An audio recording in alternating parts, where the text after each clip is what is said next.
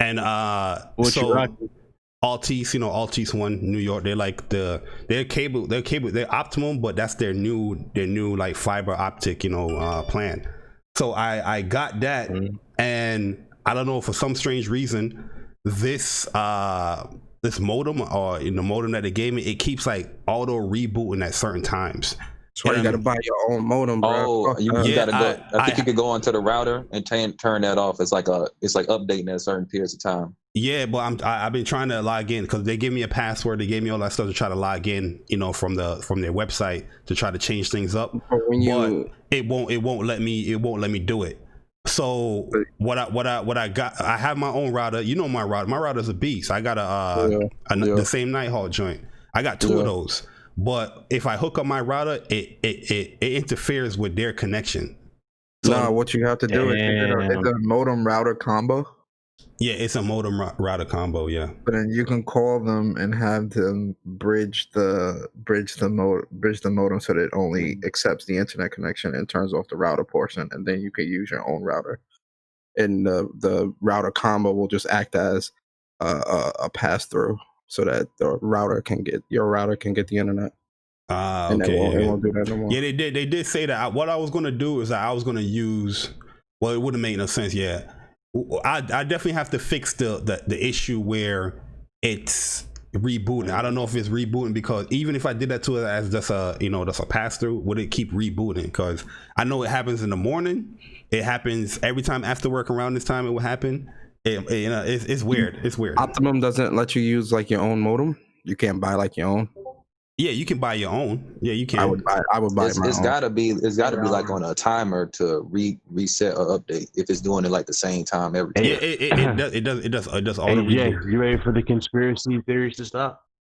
Oh yeah, listen. I was already done with the conspiracy theory since last week when they first announced the Wait, the are we event.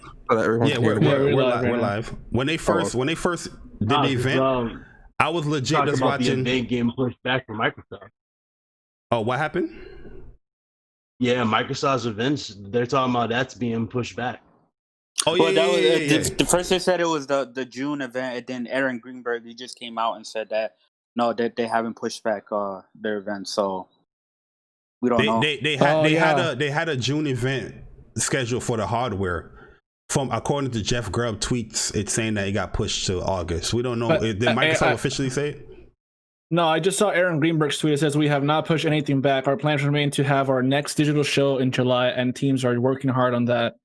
It's just Aaron Greenberg tweeting. Okay. Well, I don't trust Aaron Greenberg anyway, but True, dude. Yo, but going back to like when people were saying that the whole the thing might have been or it was just a rumor, or it might have not been real. I knew it was real when IGN came out and said the event's officially coming in June 11th, whatever at the time. And when they said that without saying rumor or speculation, then that's how I knew it was official. You know what I mean? We're just waiting on Sony to come out and say it. Well, in any event, if I was Microsoft, I'll push any event back, because I want to stay far away from PlayStation smoke. You understand what I'm saying? Because you want to stay away from the PlayStation exclusives too, because you know that's going to take precedence. My expectations for this event on Thursday is very, very high. I don't give a fuck. I'm not one of those people I gotta lower my expectations for a show. If the show is trash, I'll let you know the show is trash, but I'm not lowering no expectations. I'm going in there with the hype. You understand what I'm saying? So I can't wait for this event, and if there's any event that got delayed from Microsoft, rightfully so. You know what I mean? Because you gonna dish out hardware when these dudes are showing out these next gen games for the PS5, and then so far the games that you have showed for your next gen console has been cross gen, looking like the current gen games. Come on, man. And remember what Hip Hop Gamer said on Sixth Show. PlayStation's going first. That's big. That's big. Yeah. So, and that they got some crazy stuff lined up. So this show might be like on another level entirely, like just in terms of E3 showings, period. Like this might blow the PS4 reveal out the water. Like it's gonna be a big event, because the Summer Games Fest is piggybacking off for it. You know what I mean? Yeah. Where they're gonna be streaming the event as well. And my man Jeff Keighley, he gets a lot of he have a big following with him. So that's his audience. The whole IGN audience. Like I said, PlayStation was the first to bow out at E3. Everybody laughed. Everybody chuckled. Everybody was like, "What? The what? The COVIDs? The what? You backing out of E3 because of the COVIDs? Come on, man. Microsoft wouldn't do that next week. You know, we out of there. You know what I mean? Everybody said we out of there. Everybody was like, well, we understand.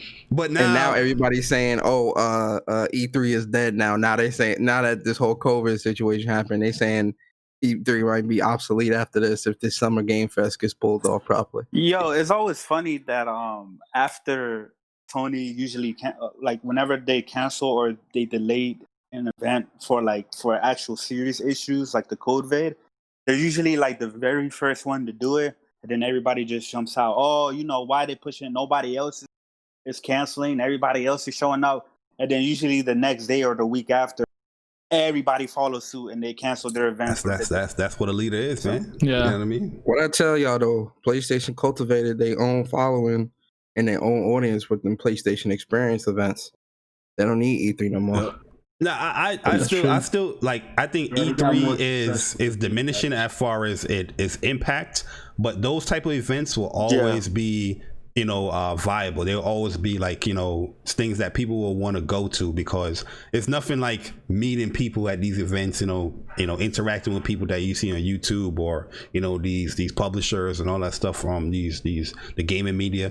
It's nothing like that. Even like what I'm saying, like PlayStation Experience that was streamed, right?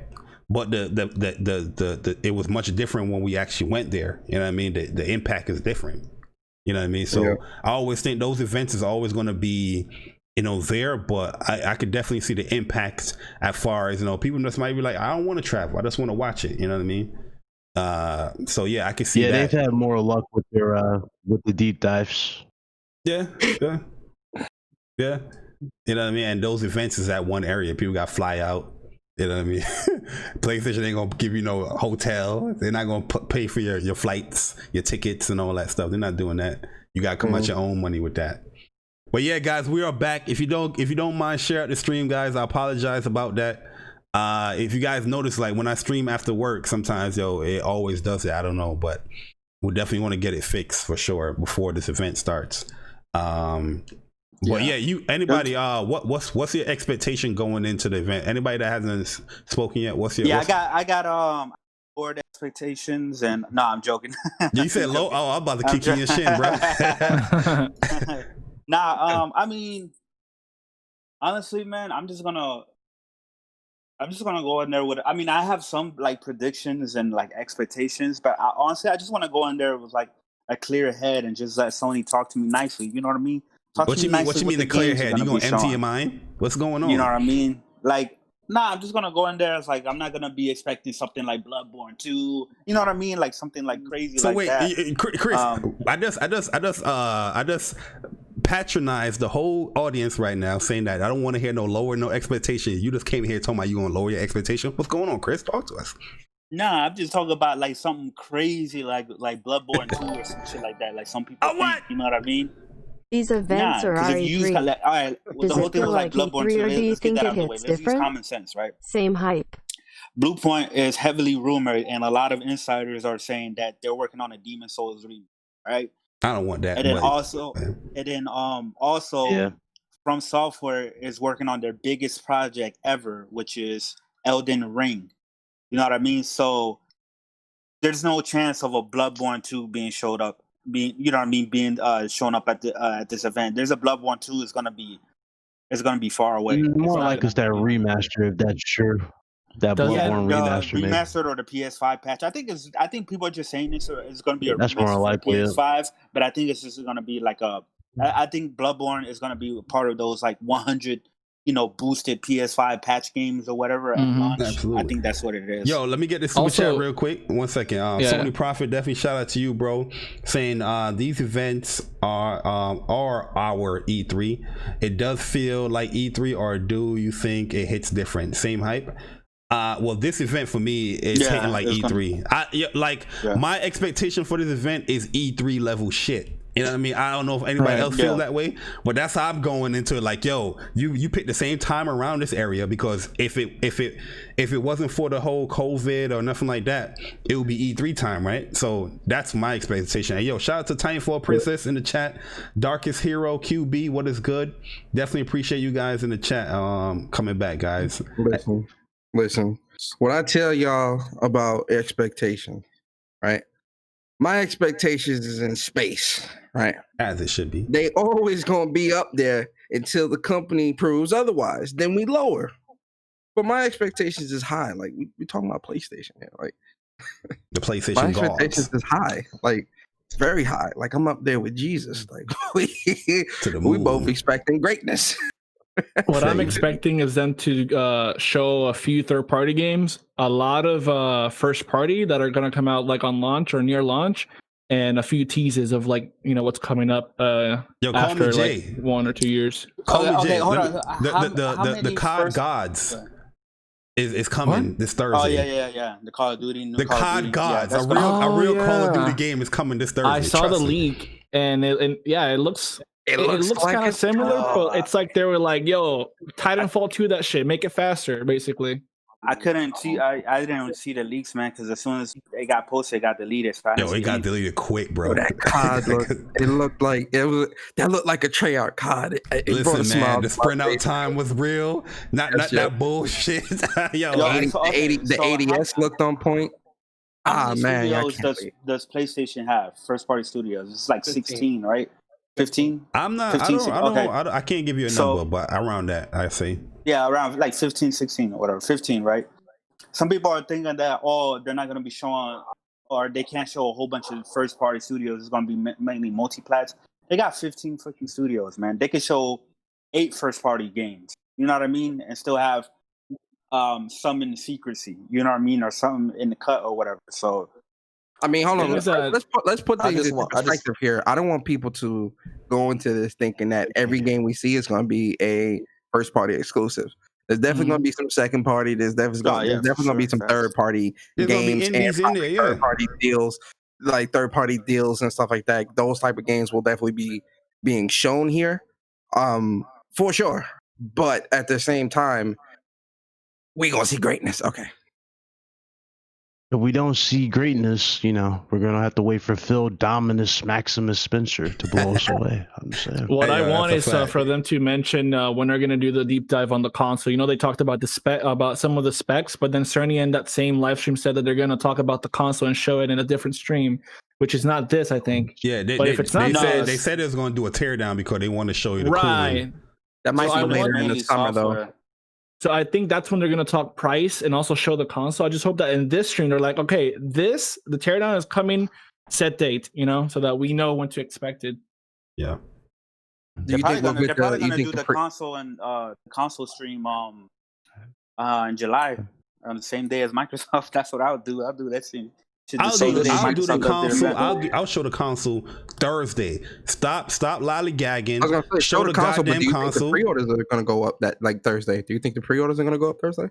No, I don't think so. But listen, article came out today saying that somewhere in Korea, there's a Korean article came out saying that they're starting full manufacturing with producing the semiconductors. So that stuff is gonna be. The console itself is going to be getting pushed. It's going to be getting manufactured. The leaks is going to be coming. I understand, like the 4th, you didn't show the console, but the 11th, nah, bro.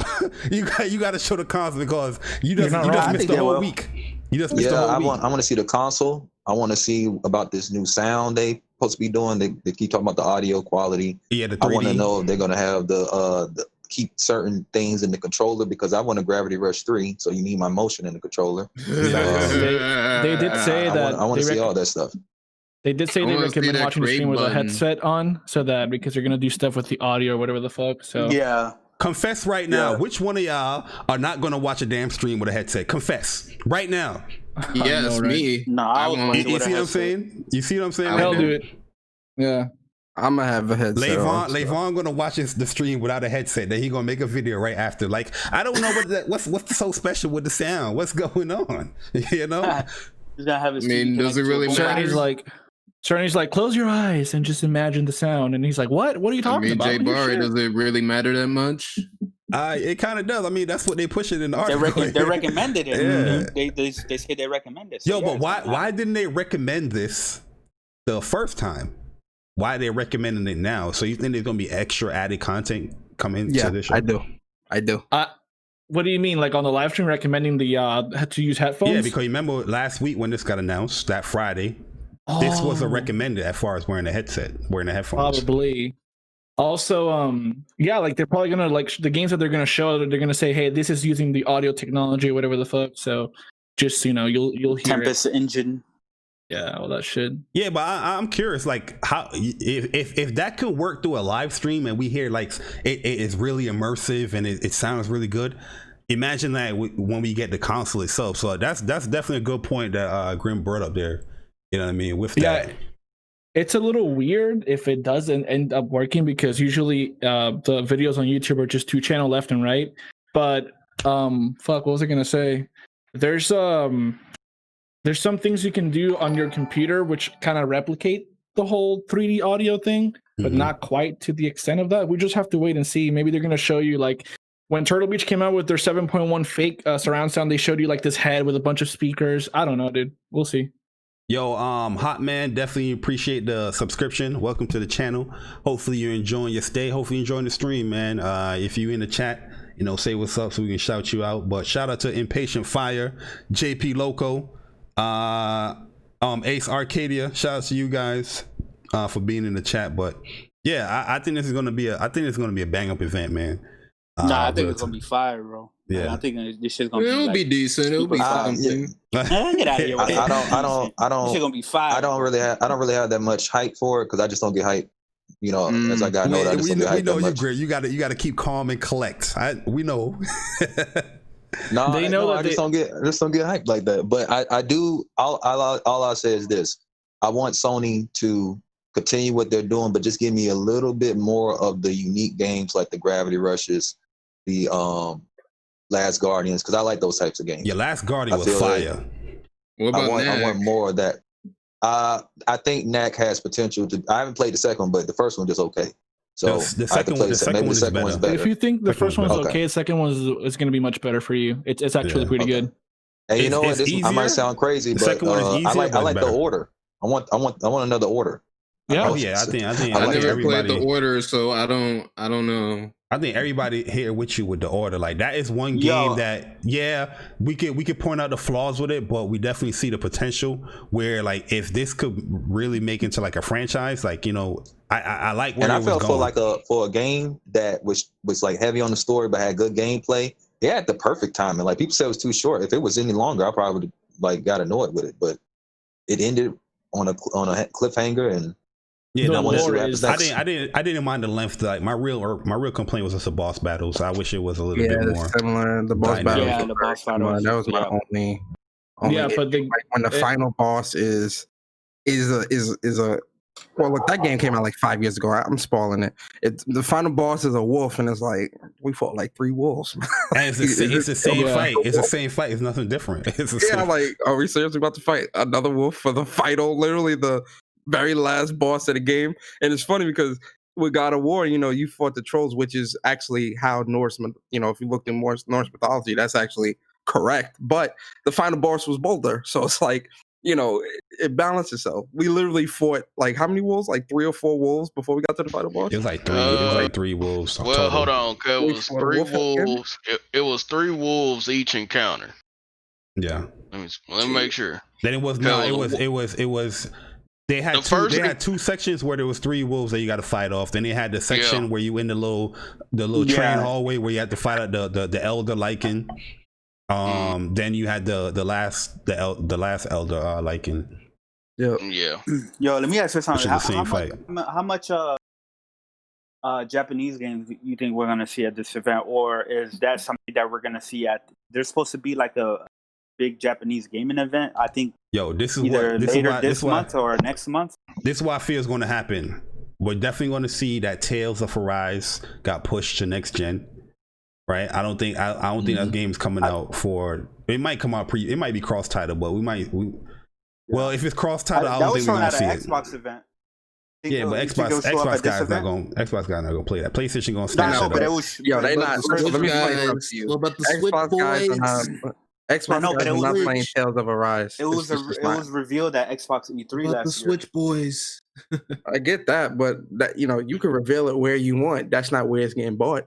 Yeah, I mean, No. I know they're not gonna buy it. I'm just saying, like, I'm just saying, does Microsoft have that marketing? Yeah, I saw that comment. I would say Microsoft my more than dude, random likely guy. has a deal on that one. Just like just like they did with Dragon Ball Z Fighter Z. They had the marketing deal for that. Where's that game? Where are the Evo tournaments held? On what console? It seems to be that Microsoft likes to take all the Bandai Namco games and try to get some of the Capcom games and be like, "Hey guys, look at us.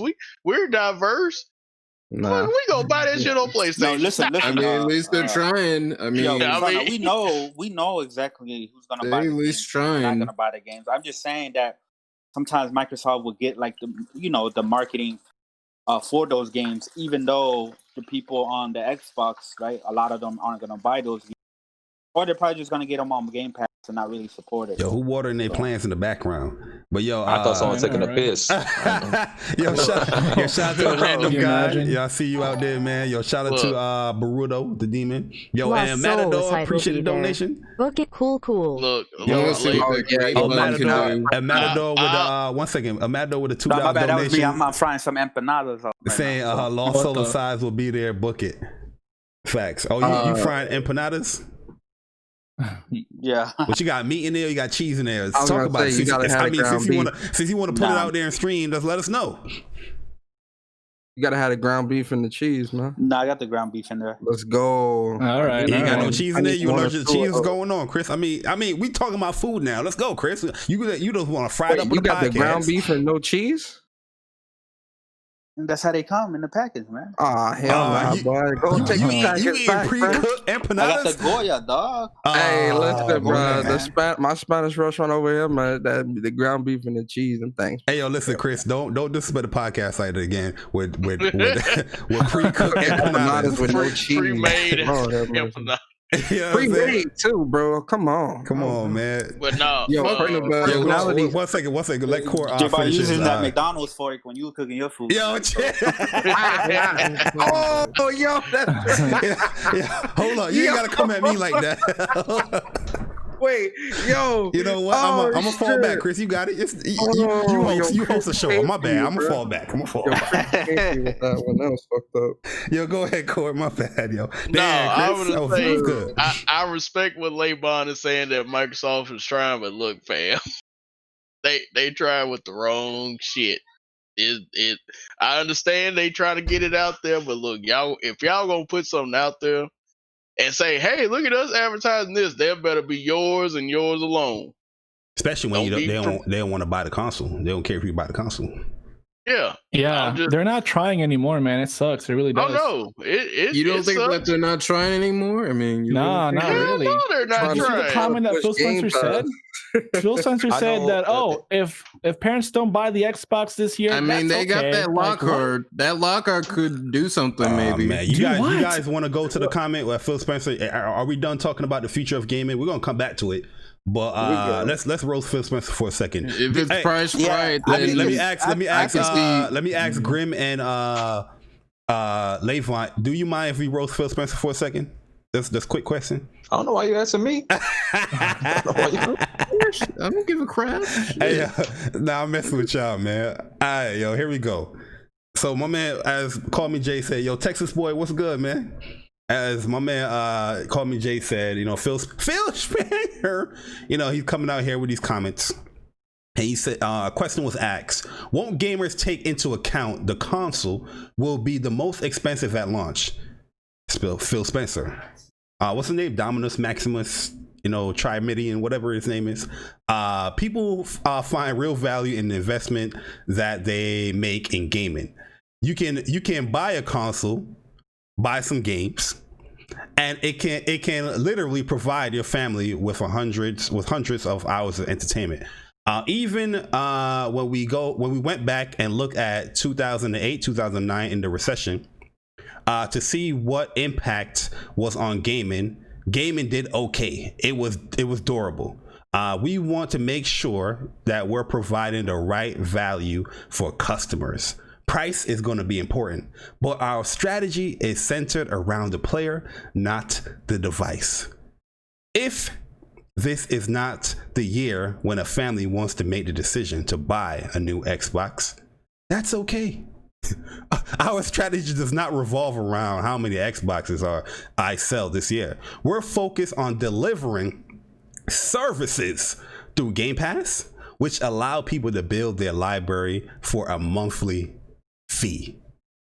Who wants to go first? Here's my issue with that comment. Everything that has to do with Xbox in terms of gaming, the very first word you see is Xbox.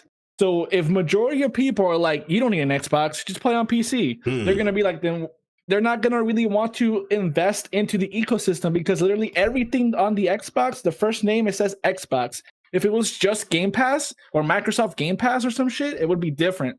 But since people are giving the console a negative light because they're not focusing on exclusives or quality games like Sony are, so everything else that they're trying to put out so people can just jump on that, like Game Pass, for example, or xCloud, they're not going to really want to do that unless you're already in the ecosystem on Xbox, you know? Yeah, I think what Microsoft is trying to do, and I mean, from a business standpoint, you know, I think what they're doing is they were really aggressive last generation by saying, you know, just play on 360. So they're doing like kind of the opposite of it makes sense, you know, in the first year, that's just year one.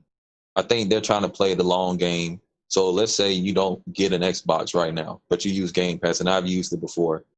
When you're playing those games on Game Pass, all your data is there. So let's say, like, what's a game I was playing on Game Pass? That Sword Art Online game. Mm-hmm. I mean, I can buy it anywhere, but I already done played like half the game on Xbox. It would just behoove me. It would be not behoove, but it would be better if I just buy it on there or keep paying for Game Pass. So imagine you're only on PC. You got to use the Xbox app to use Game Pass. Mm-hmm. You get that, you get your save there, and you can just stick on PC, but that's still revenue for Xbox. So I think that's what. No, you're right about that. No, I think that, and then if you could look at it this way too, just like when people bought Steam machines because they want like a home console interpretation of Steam. Well, some people might say, well, I don't feel like plugging my desktop up to a TV or moving it somewhere else. I just either build a whole new computer or buy Xbox. I can see here's how my this counter could work. to that. The thing is that Steam is known to be a storefront. It's not known to be a console, whereas Microsoft with the Xbox, it is known to be a console first and then everything else later. So it's Xbox, different. When they release Steam, that Steam little thingy or the Steam controller, it's an option. You're like, I don't care. But now they're taking away that from the Xbox and saying, all right, you don't have to buy this. You can play it anywhere. And since, like I said, everything goes back to the console because everything is from Xbox. So people quickly think about the console. And if they think negatively about the console, they're less likely of investing into whatever Microsoft is doing because the console for them is like, I'd rather go with PlayStation or PC. But since the Xbox is the one with negative light, it's like, no, buy this because you can play it somewhere else. They're going to be like, okay, I'm just not going to really invest in it. And I don't know. Another thing I feel that a strategy like this, what he's saying, that we're focused on delivering services through Game Pass, which allows people to build their library for a monthly fee. That is not. Yeah, I get it where you're saying that, you know, that's where they're getting their profits from, or that's where they gain, you know, they can recoup their money from. But just being, you know, Game Pass on Xbox and PC, that type of strategy won't work. You got to be on a multiple of devices, and I'm talking things outside of Xbox and PC for a strategy like this to work. What he's saying, kind of like how Netflix wanted to be. Netflix is just not excluded to Samsung TV and Blu-ray devices. It's on everywhere. Where that's where they. Why are they doing XCloud? Well, that's another fee. But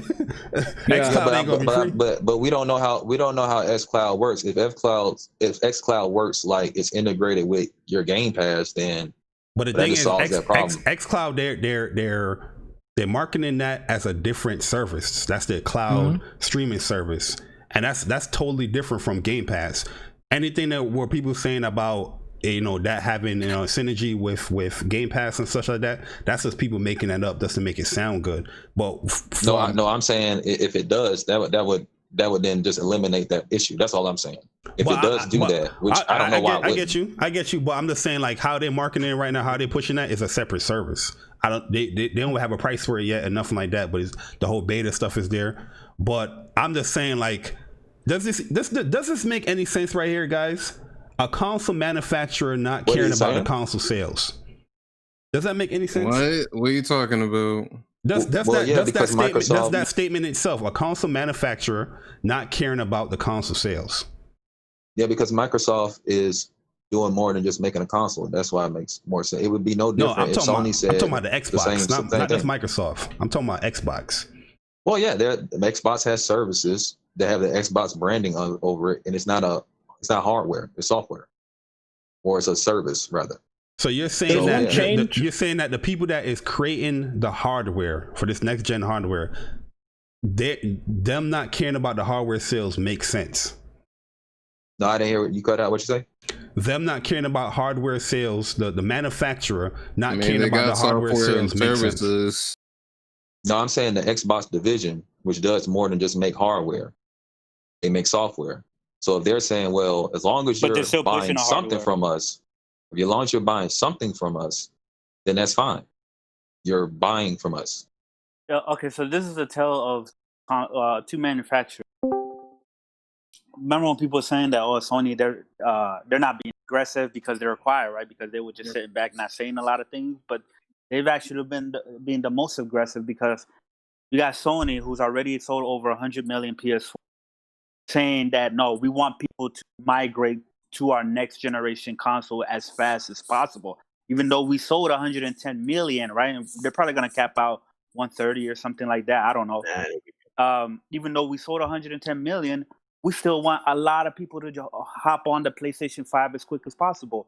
And then Microsoft sold half of what they sold last generation, and they're sitting there saying, well, we don't care if you buy the console.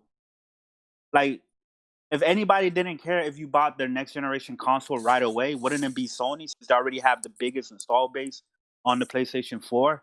And then Microsoft, they don't, you know what I mean? Their install base is 45, 50 million. And they're talking about, we don't care if people buy the next generation of hardware. And this goes back to them putting their cross-gen titles, right? You know what I mean? Like Halo Infinite. Yeah, Chris. Well, my bad. Go ahead. Oh, no, I'm going to ask you a question. Answer this. What does Sony really have to lose going into this? You think about it. Going into this reveal. What do they have to lose? Yeah, what do they have to really lose going into this? Do they have any pressure on them going into this show? Hell to the they got pressure. They got pressure. They got pressure from the fans. The fans. They got pressure from fans. Yeah, fans. We're putting pressure because we want the hardware. Where would the fans We're the competition. Yeah, we're the competition, basically. I'm saying. One at a time, guys. One at a time. One at a time. Sony. Okay, so PlayStation. Sony does have pressure because they want us, the fans, the PlayStation 4 fans, right, to go ahead and buy their next generation console, knowing that the games that they're coming out with isn't going to be available on the PS4. So they have the pressure to show all out. This is why you need a PlayStation 5. You know what I mean? Because we got these games coming on the PlayStation 5. So for the fans, yeah, they absolutely have pressure. As far as if you're talking about pressure from like Microsoft or anything like that, not really. Ain't no pressure on Microsoft. Yeah, that's what I was referring to. Like, obviously, we're putting pressure on it because we want to see like the form factor. That's what a lot of people really want to see is form factor in games, right? Other than that, there's not much else they really have to worry about, or there's no pressure from the really show. You know what I'm saying? The hype is already there. When it comes to Microsoft, I mean, the only thing I could think of that's really like remotely, I guess you can say anything to worry about would be Halo. But even with Halo's put in this predicament where it has unnecessary pressure because that's literally all they got, and they're putting all their eggs in one basket into that one game. Halo got a lot of pressure. Yeah, Halo's got more pressure than it's had in like the previous like time period. And it's funny, a lot of people get mad when I say this, but it's actually true. Remember, Halo never had to be used like this. Like it had all other games to fall back on. You know, it was just kind of just there on the side. Now this time around, it's like 343.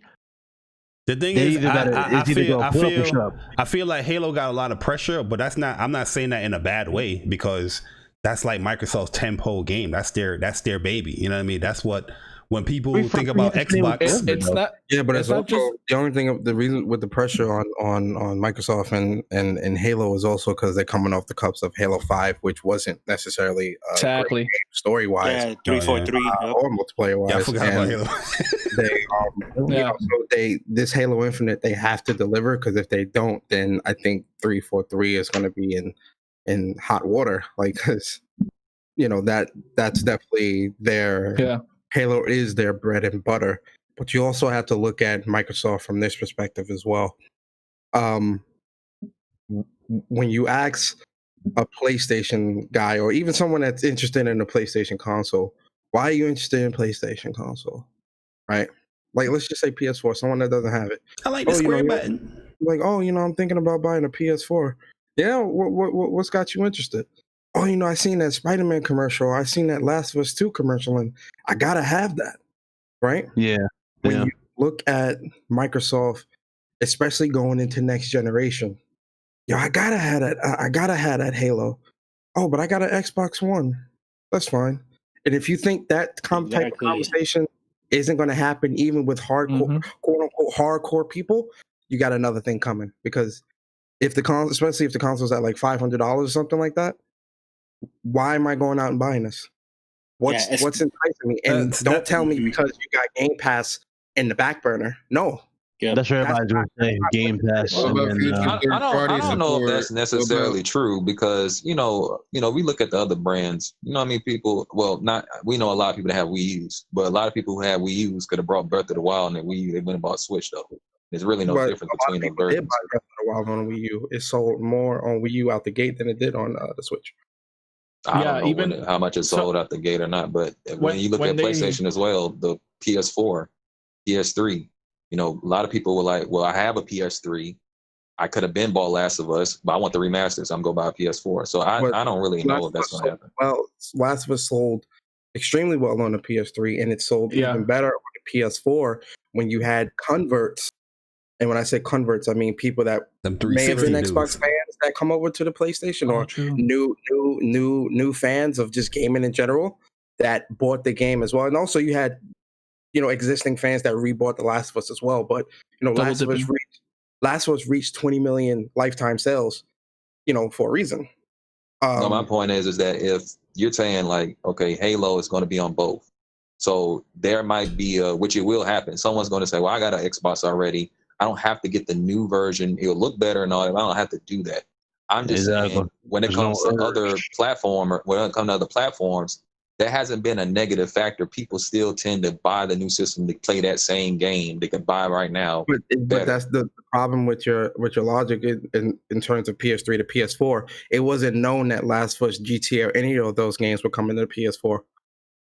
They were only going. No, I'm saying if once you are aware and you have a PS3 still, and you say I'm not going to buy it here, I'm just going to go buy a PlayStation 4 to not play anything really new, just to play this game you can play right now. Yeah, where's the logic? No, what I'm saying is, if you're aware that you can play it now, but you still buy the new system, I'm saying the same thing can happen with the Xbox. You're aware it's on both, and you can play it on the one you got now, but you would rather play it on a new one. I'm just saying I don't necessarily know if that's going to be that much of a negative factor. It will stop some purchases. I just can't say it's going to be that big of a difference. Yeah, well, there'll also be the ones where let's just say hypothetically, right? Let's just say PS5 they launch with, let's just say Horizon Zero Dawn 2, right?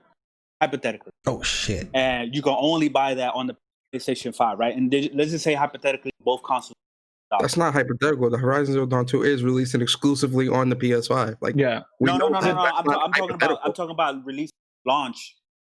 Oh, launch. Okay. Yeah. I'm talking about like a day one launch title, right? Okay. And I'm just saying, let's just say both consoles are $500, right? You like Halo and you like Horizon Zero Dawn, right? And you're like, damn, I only have $500. I already have an Xbox, and I don't need a Series X to play Halo, right? I can just play it on my Xbox, but I need a PlayStation 5 to play Horizon Zero Dawn. There's going to be people that just pick up the PS5 just for that reason, just because there's going to be games that they see, right, potentially. Not only that, but it's always a stronger push to have exclusive games for the next gen hardware. History shows it. You know what I mean? Like when it comes down, even back into Super Nintendo or Nintendo days. You know when that new that Super Mario Bros was on Super Nintendo. Super Mario World. Everybody was like, "Yo, you know what? I'm gonna fall back on that perch." Nah, people was like, "Listen, I need to get." That's what I'm saying. And this is why I view what Phil Spencer's saying here.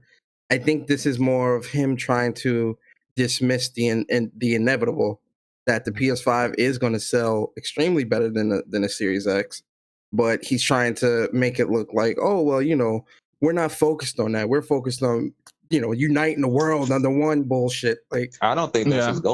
This is what I feel real quick about this strategy here.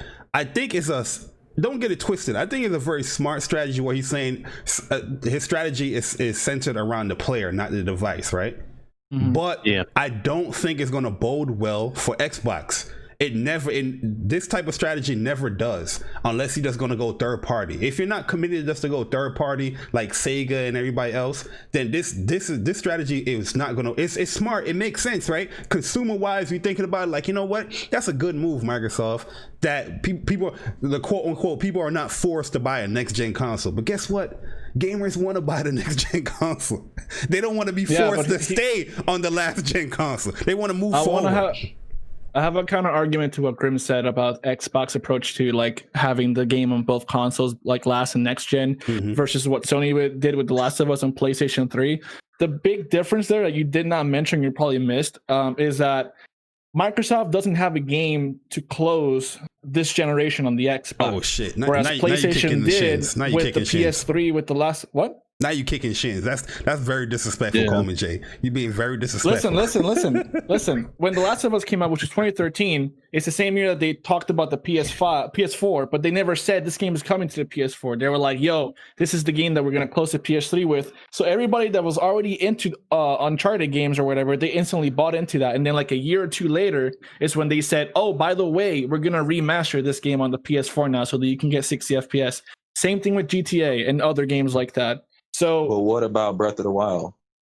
Breath of the Wild is different because when they showed off the game, it was for the Wii U, and then when they showed the Switch, they're like, "Oh, by the way, we're doing the Switch as well," and they weren't talking so much about the Wii U. And so a lot of people didn't have a Wii U. I feel exactly. But what I'm saying is the people who had a Wii U, most of them just went and bought it on the Switch and bought a Switch. So what I'm saying is, if that did not, it sold more on the Wii U though. It did not sell more on the Wii U. I don't know about first week. I'm talking about any and everybody I know that still had their Wii U, bought a Switch day one, and bought Breath of the Wild. Some of them had it on both systems. They bought it twice, but they went and bought a Wii U. Yeah, but that's some people. That's not for the millions. I would argue that was the majority of Wii U owners that still had a Wii U. They went and played it on the Switch. I mean, we just need to see what the launch numbers were. They sold more on the Wii U than more people. I'm gonna keep it a buck too. With the Wii U, a lot of people wanted to get off that console. Let's just keep it a buck. People was like, what? Okay, well, could we not argue a lot of Xbox guys want to get off the Xbox One and maybe get on the X? But they got an X. They got an X. You can get the X. All I'm saying is, they got an X. I know that the game being cross-gen will make people say, well, I don't need to buy the new system.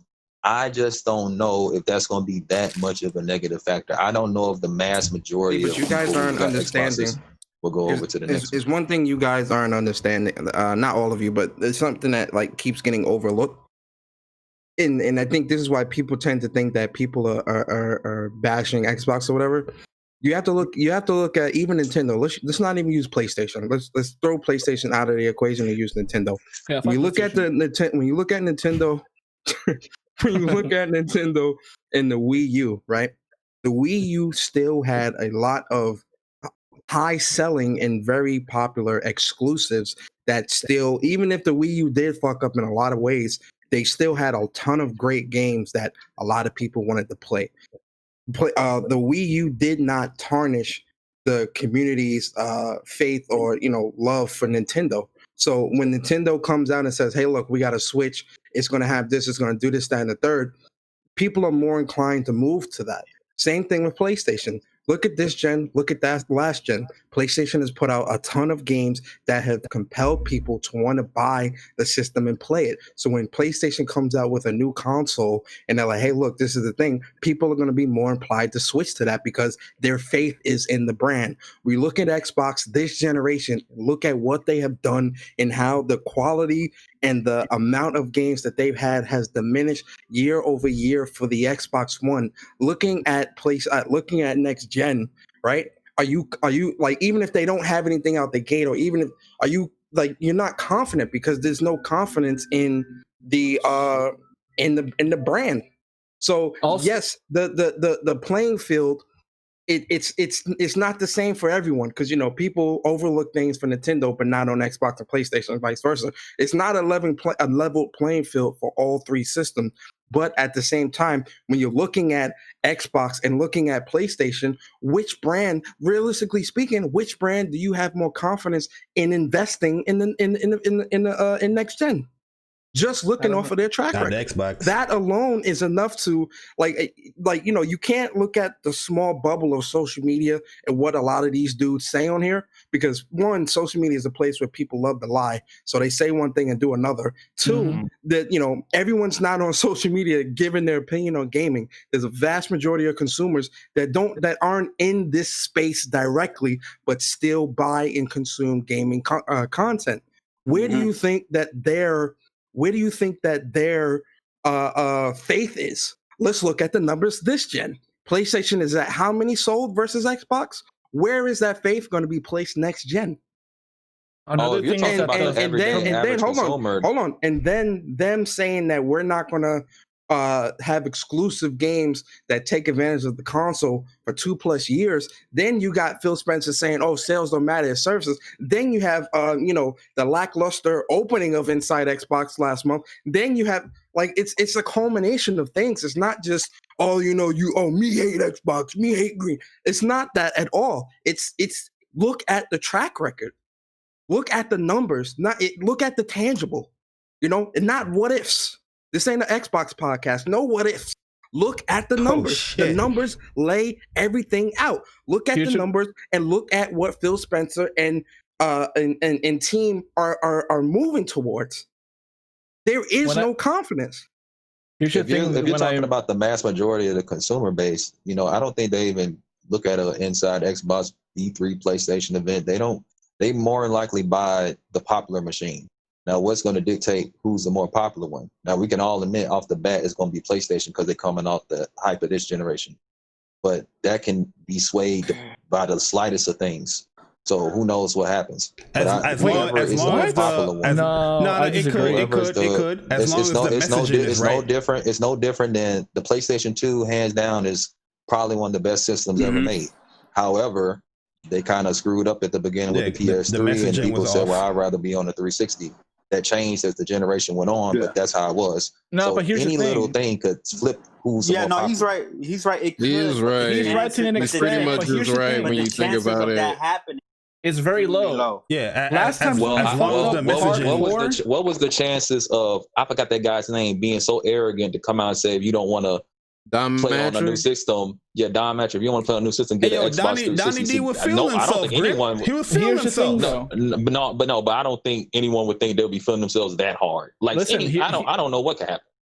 He was feeling himself. That's my opinion. But here's the thing: when was the last time that Sony really fucked up? Because last time was when their fucking servers got fucking taken down because of their security sucked. After that, they've never really screwed up that big. They recently fucked up. They just recently. A lot of people kind of don't like. A lot of people don't like how they were handling people covering The Last of Us 2 leaks. I don't think that's going to drastically. It's a leak. Yeah, but that wasn't a big fuck. No, listen, how they handling leaks. Listen, dude, it's not illegal. Listen, let's say you're a developer on that game. You're close there with you work on Naughty Dog for years, and you're working on this game for how many years? 6. And then some fuck comes and fucking leaks your shit. Yeah. You know, everybody in that dev team is gonna be like, take that shit down. Yo, it's not crazy. illegal to talk. If we're talking about the legal, microscope that it's you not guys illegal hold. to talk about leaks. Man, you can see Pluto with this fucking telescope y'all use on PlayStation, bruh. Let me point out something. Is that really gonna stop somebody from buying a whole console? Yo, one I'm second. really Yo, asking- It's not a. Yo, It's not one illegal second, to guys. not One talk second. about Let me read this comment real quick from Captain Thug Nasty. He said, "You guys are also forgetting that the marketing push for Xbox One X is indicative to the next gen console, and a lot of people bought into that. Some I know personally thought it was. Oh, so they saying like pretty much the Xbox One X people was saying like, oh, that's the next gen console.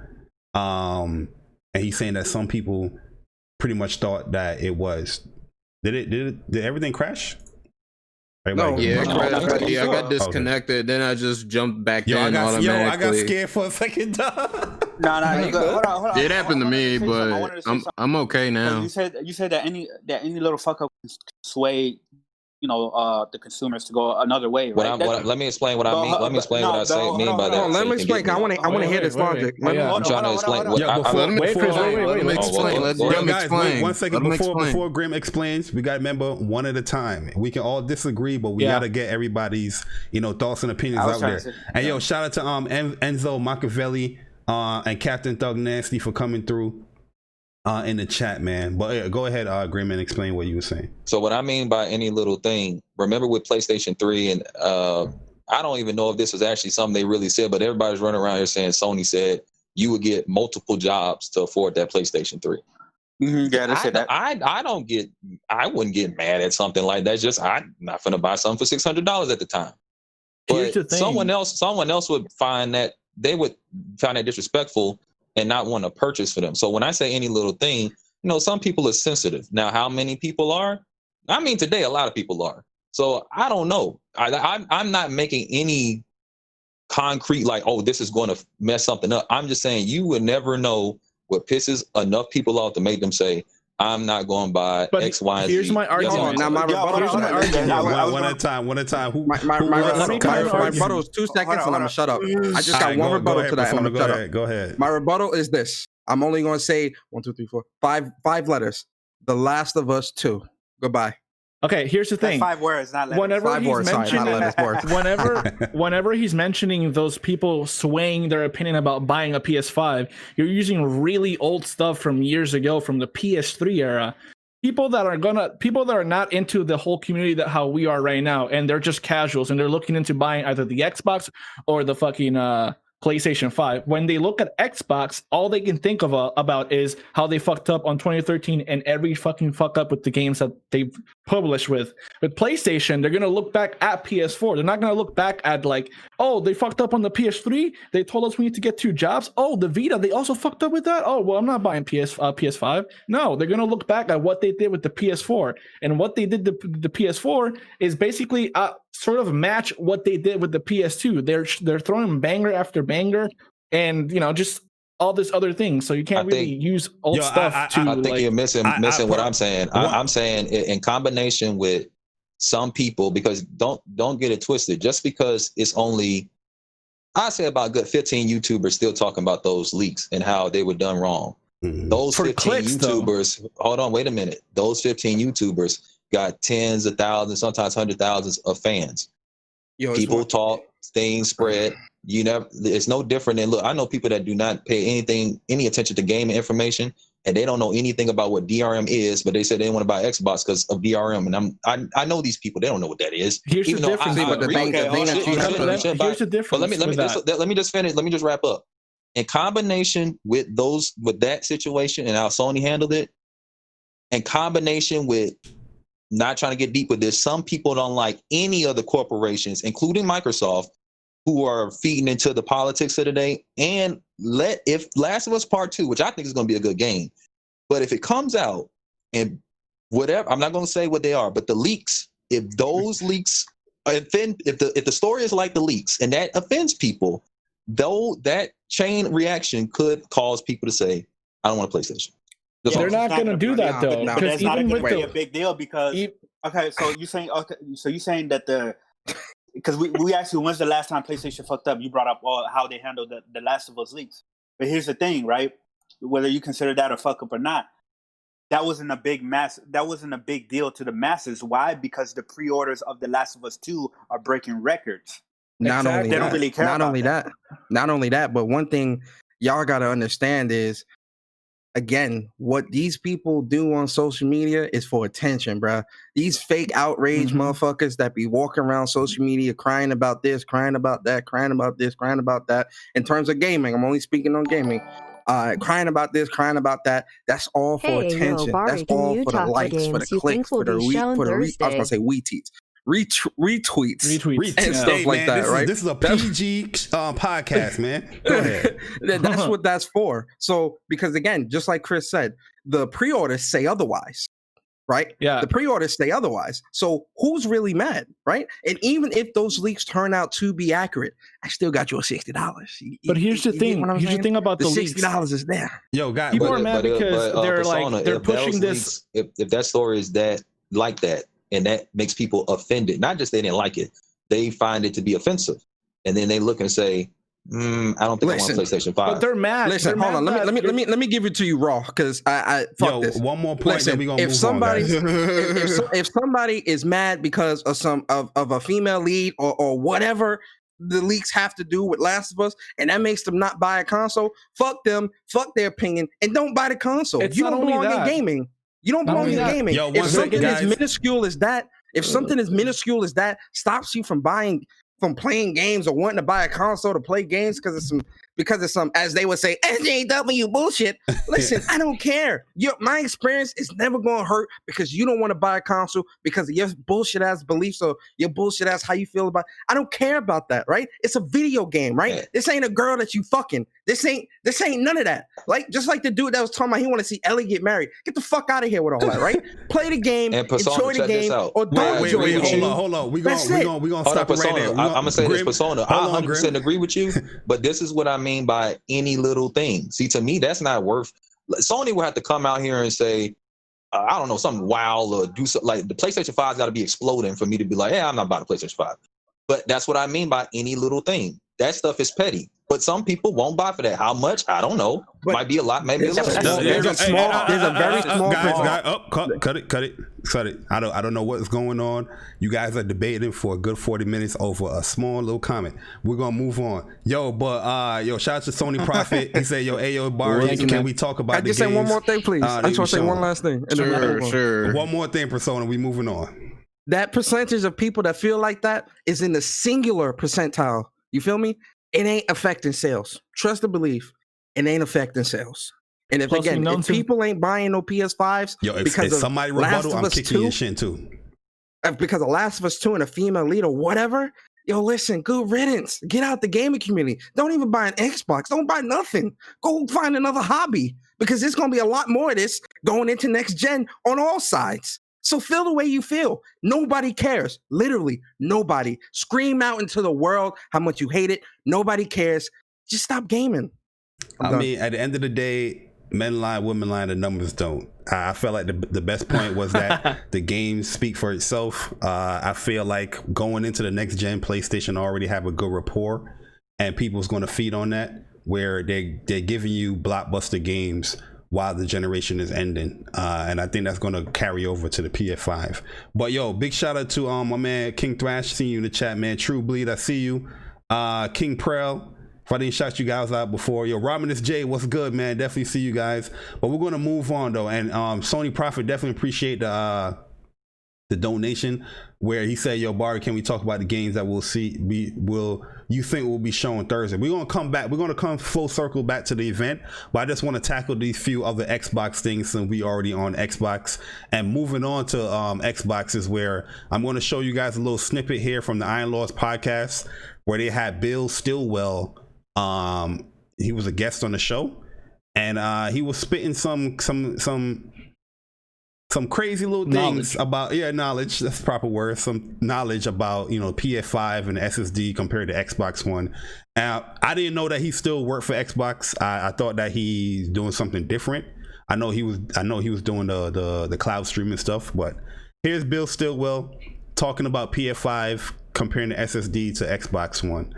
And then we're going to go on and everybody take after this that. This is not something that only Sony will be able to do forever. And it's not something that's unique to them. So at some point, game developers are going to have to accommodate it. Got you. Now let me transition, because you on fire right now. You literally transition to what I wanted to ask you next, which is, again, in fairness to, a lot of my Sony guys are in the chat right now. They go on, they're killing me. But I want to ask this, in reference to the PS5's I/O, what we're hearing, it's on a different level as far as throughput, right? So what I'm asking is, like, because of that, you're saying that developers are still going to have to come up with ways, right, to accommodate this for other things, or like, because the language is the marketing language is language, yeah, we got to call it what it is that it can't be done, and it will allow for things that just cannot be possible. You know what I'm saying? So the way I understood it was, like, for example, when I was looking at stuff with Xbox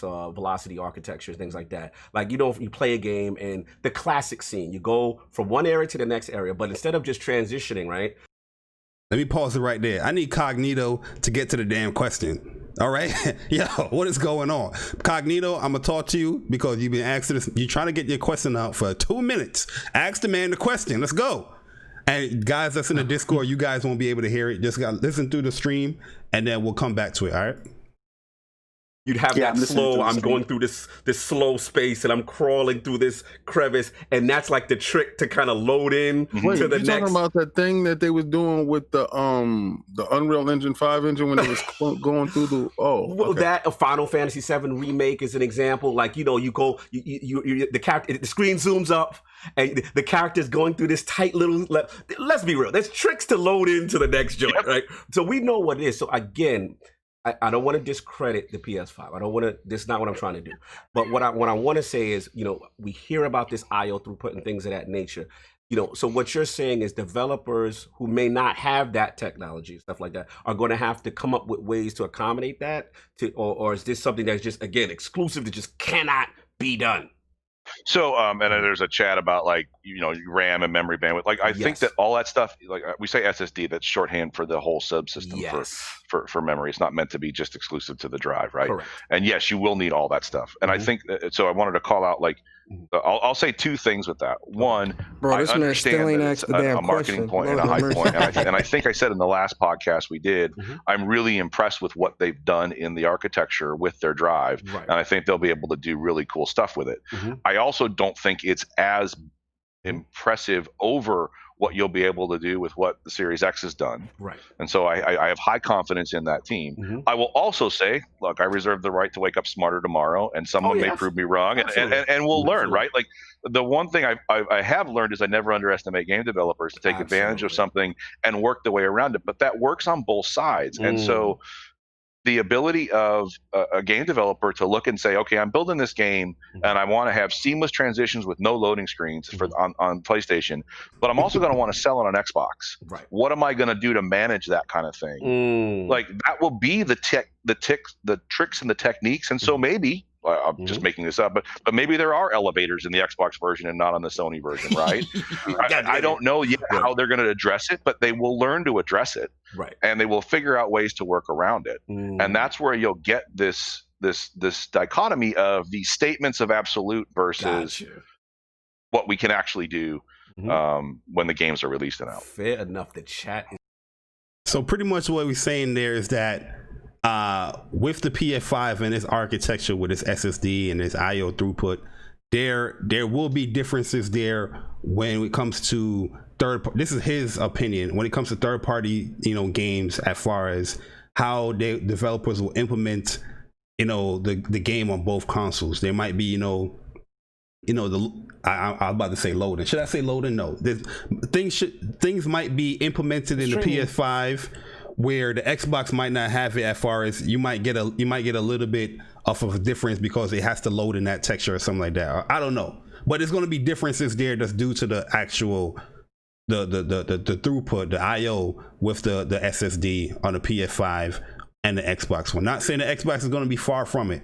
Well, I'm just saying there's going to be little tricks and little things that they're going to have there that they have to implement within the Xbox so it can closely match the PS5 is what I'm saying. But what's the guy's thoughts on that? What I think is that they're gonna unfortunately trying to get the best they can out of the Xbox One Series X SSD, and then whatever the PS5 can leverage from that be loading or something else like that, they're just gonna enable that for the PS5. Did you just say Xbox One Series X? Yeah, the Series X. That's, whatever. That's the dude. right name. It's that's the not right my name fault for that the console. Yeah, yeah, it's on next generation.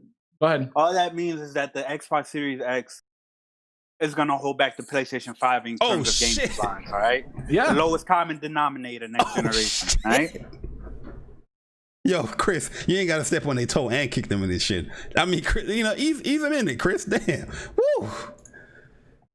Nice. It's gonna be great with the T-Flag. It's gonna be powerful. It's gonna be on paper is more powerful than the PS5. But when we talk about actual game designs and how the levels are designed and loading and shit like that, it's going. You know what I mean? The PS5 has that advantage, and for multiplats, it's either going to be like what he said, like maybe the one of the versions is going to have an elevator, the other one won't have the elevator. You know what I mean? But it's just going to hold back some of the game designs, and that's just facts. That's just weird, man. That's PS2 and OG Xbox days when they have both different. Like the PS2 had a different game from the Xbox because the Xbox had more memory and shit like that.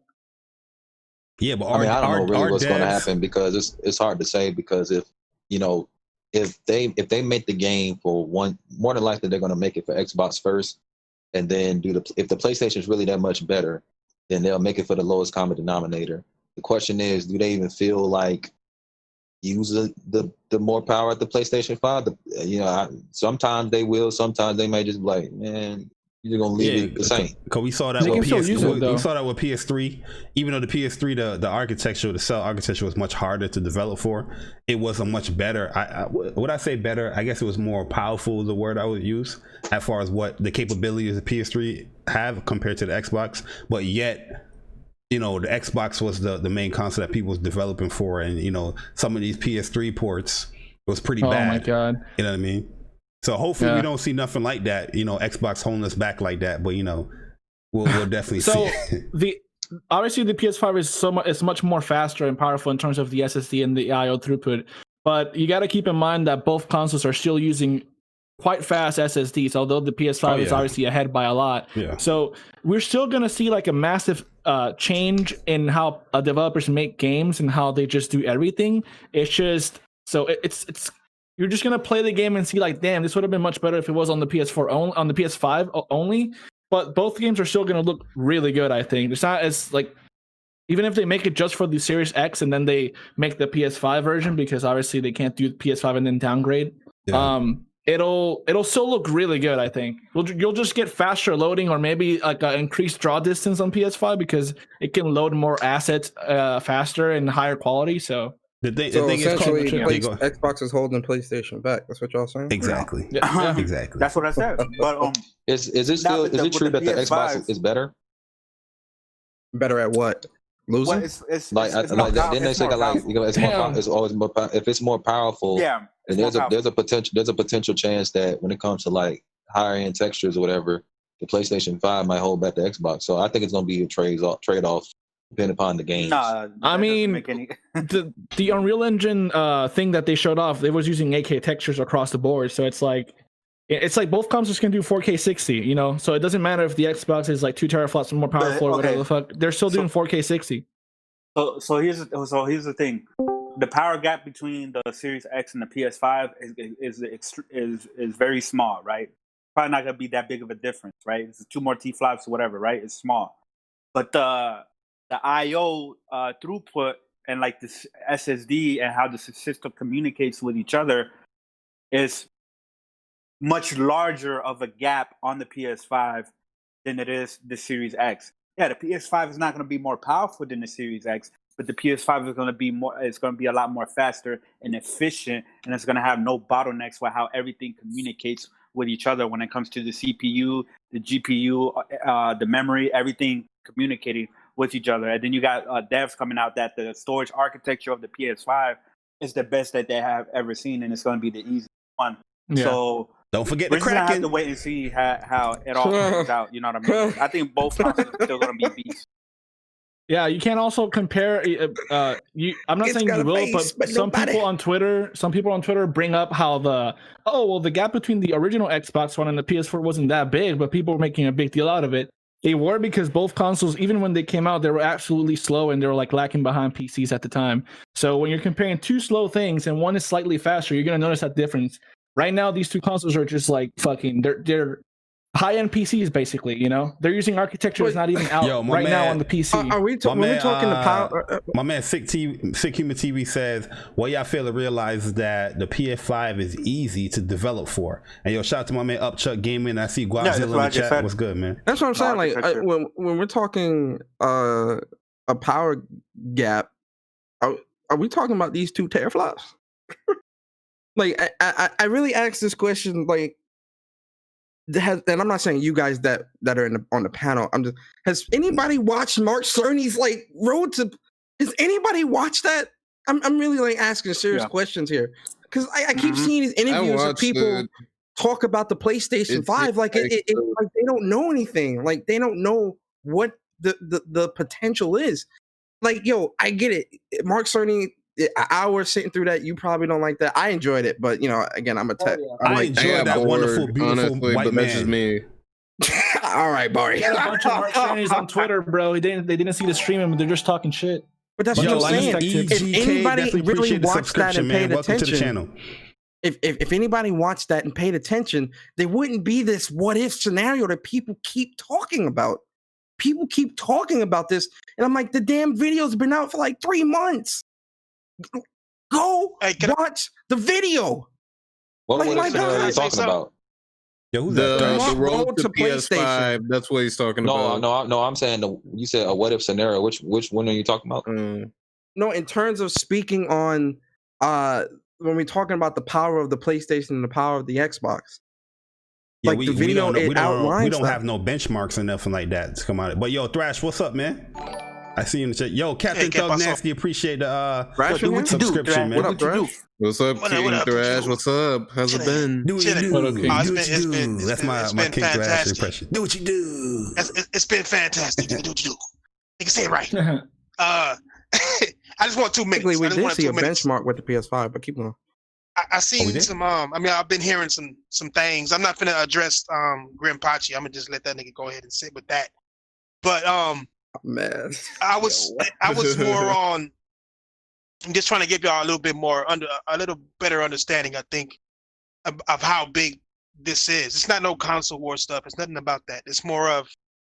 It's not about the speed of the SSD. It's more on the abilities of the SSD. It's going to be doing things that the Xbox can't do, and it's going to be doing the things that the Xbox can't do at a cheaper price. And it's the lowest common denominator already when it comes to power, right? T-flops and all that. So developers are going to start with 3 things. They're going to look at the user base, and they're going to look at how much it costs to make, how easy it is, and then the power and all that good stuff, right? They look at all 3 of those. Sony more than likely is going to have the user base.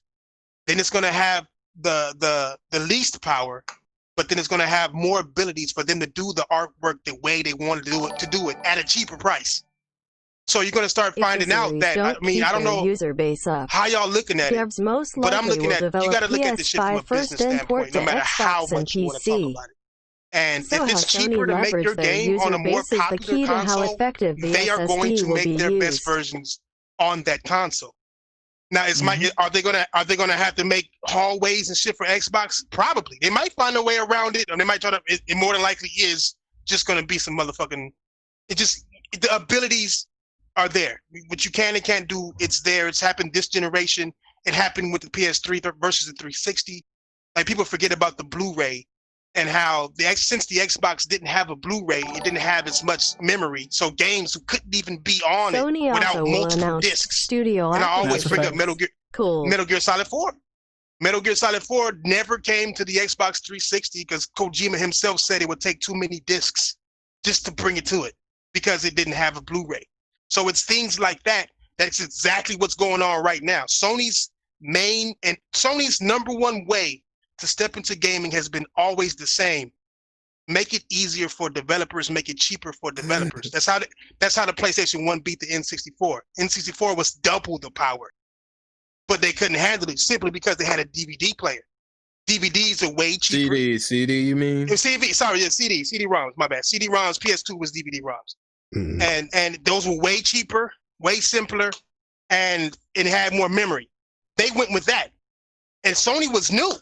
Nintendo was already, they had Mario 64, dude doing backflips for the first time in 3D, dressed up in metal underwater, just doing all type of crazy stuff. But everybody went to the PS3. All the third parties, they went to the PS3. I mean, I'm sorry, the PS1. PS1. The PS1. And I just got off. My girl was making some fish and grits. Fish and grits. I'm like, how do I eat that? Was it the whiting fish? Which fish we talking? Cod? I don't even. You gotta do it right. She just told me she didn't say shrimp and fish grits. She said fish and grits. And I'm like, I don't know. She never did it before. I'm scared. Oh my God. Go on and mail me a plate, brother.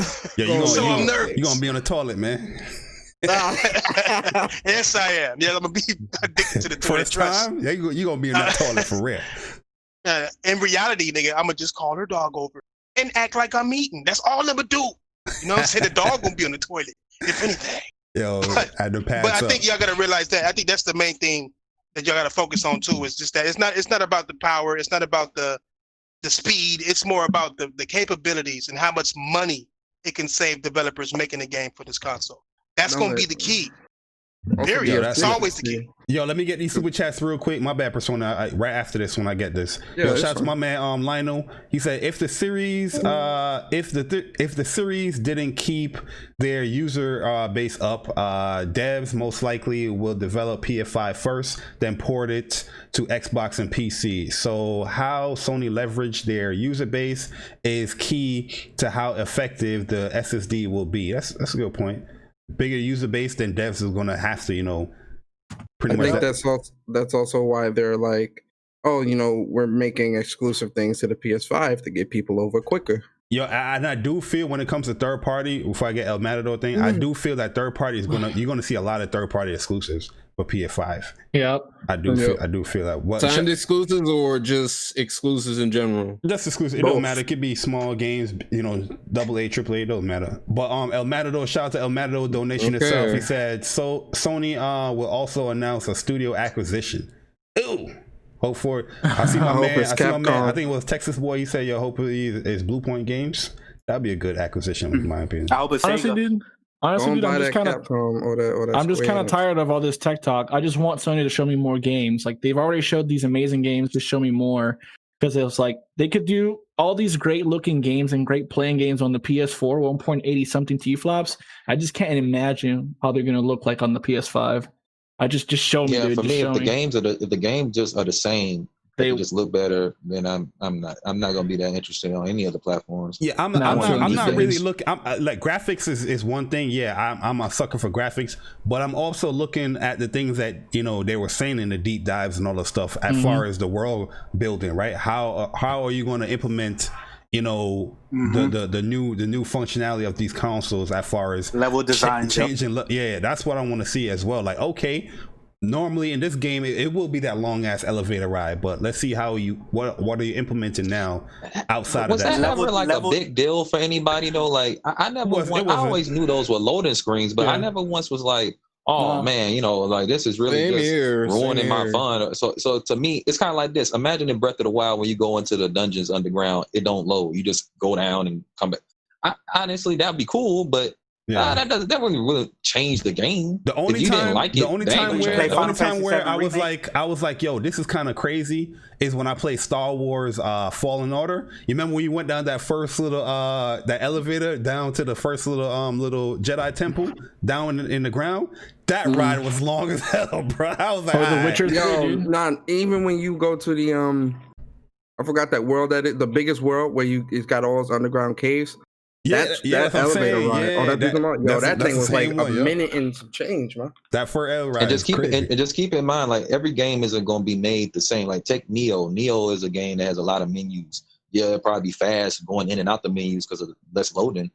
But I don't really see what the SSD thing is. It could be super fast. Like, they showed that Spider-Man demo. That's cool, but I'm just saying this: if you do not like the game, I don't think it loading any faster is going to do anything. That's why I just want them to do different stuff with games. I want them to be like a what little though? bit Like more diverse. I think like it would instead of like loading, instead of loading really in like enjoy, objects, I really it enjoy would Gravity go to Rush from different PlayStation things. because I'm controlling a character in a way that's not typical. And I thought that game has a nice art style and graphics and you know, stuff like that. So that plays. So something more quirky like that, Gravity Rush. Yeah, but Gravity Rush, I've never played that game, but I'm assuming like the maps aren't that big. They just have a bunch of like. Gravity Rush 2. No, Gravity Rush map is big. I'm sorry. Yeah, it's big. It's Gravity big. Rush Especially 2. Gravity Rush 2. Gravity Rush 2 is 3 layers of a massive.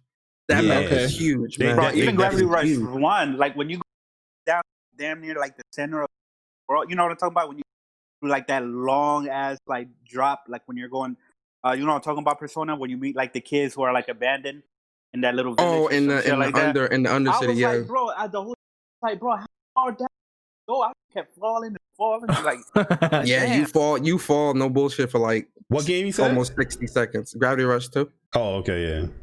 The biggest thing the SSD is going to do for us is just let the developers create something new, because we already have a lot of concepts that are already envisioned with these consoles and PCs.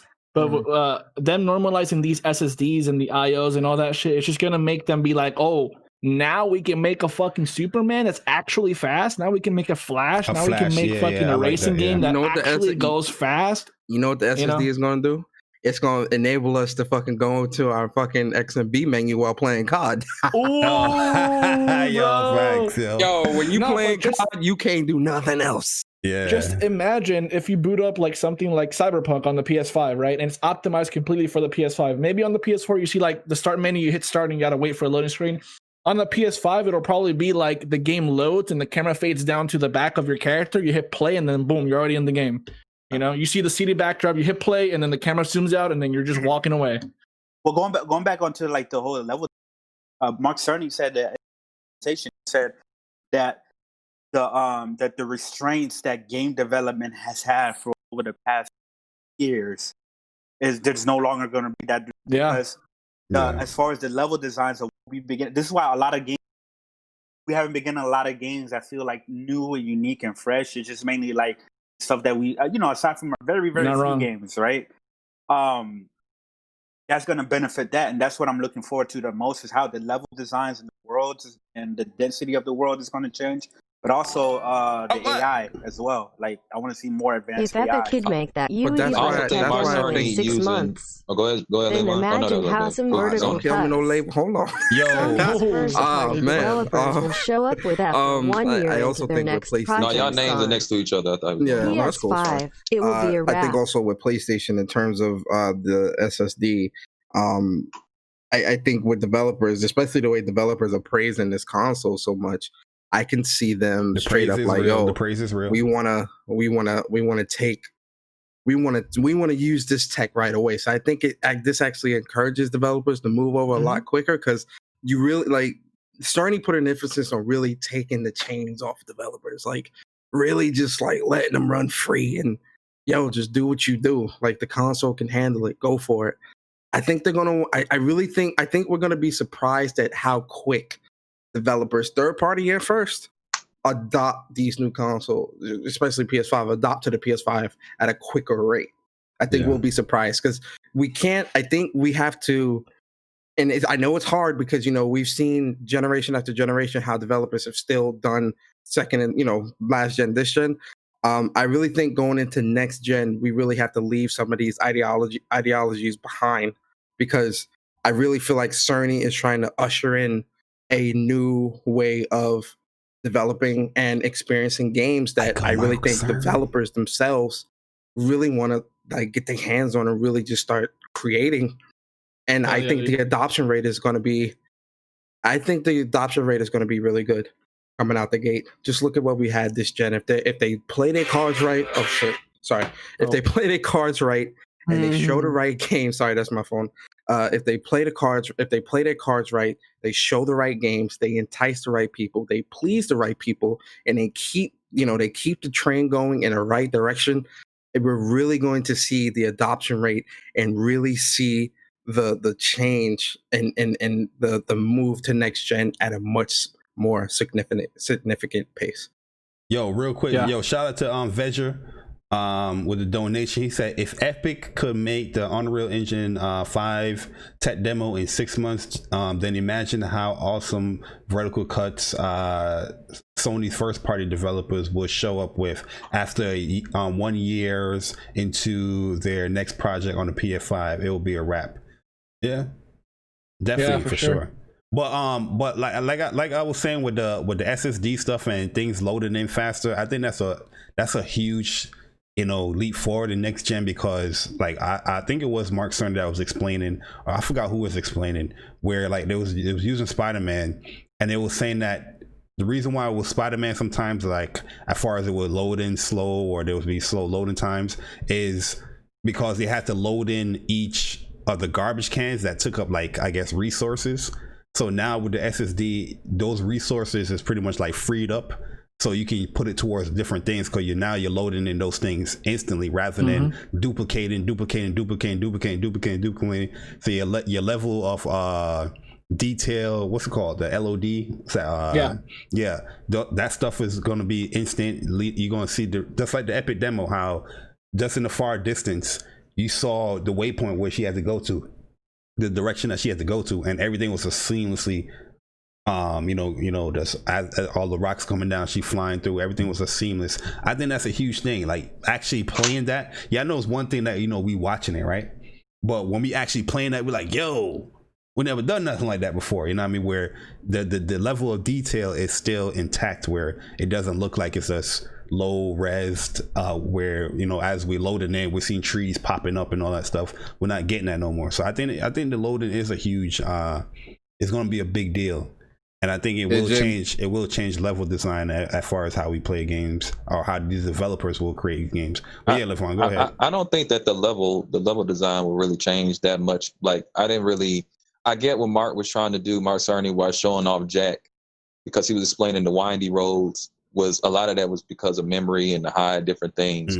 But I don't, to go that far back, when you can go to something like how big is Assassin's Creed Odyssey? That map is gigantic with all different types of terrain and elevation. I think that I don't really know if we're going to get different level design. That's all I can't. The thing really is that you mentioned that I don't know what else they can do. You don't sprint in that game, as far as I know. You have just one speed when you click all the way up on your analog stick. There's a reason why you can't go any faster than that. It's because if you go any faster, Assassin's Creed. I ain't played. For example, I played Origins, and it was like that. When you hit up all the way, he has this like one speed. On the older games, you sprint. On this one, he's kind of like slow sprinting. There's a reason why they do that. No, Odyssey you hold X, you'll run. Really? But is it really fast? Oh, I just bought Origins, and if you hold up, he'll kind of run, but if you hold the X button, he'll run faster. I mean, I can't tell you how fast it is compared to old Assassin's Creeds. I'll have to do a side-by-side comparison, but for games like that, you'll just have more detail in present, and you'll just be able to be more faster. It'll be more natural, the movement that your character does.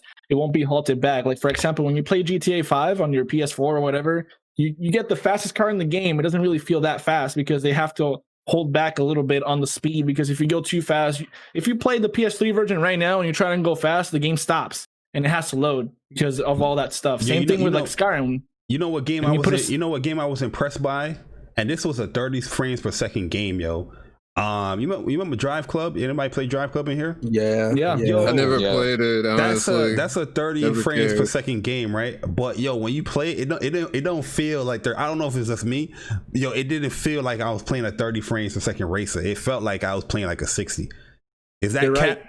I don't know, but that's the PC guy's gonna kill you. They probably gonna kill you, right? You for that. That was the motion blur that they had.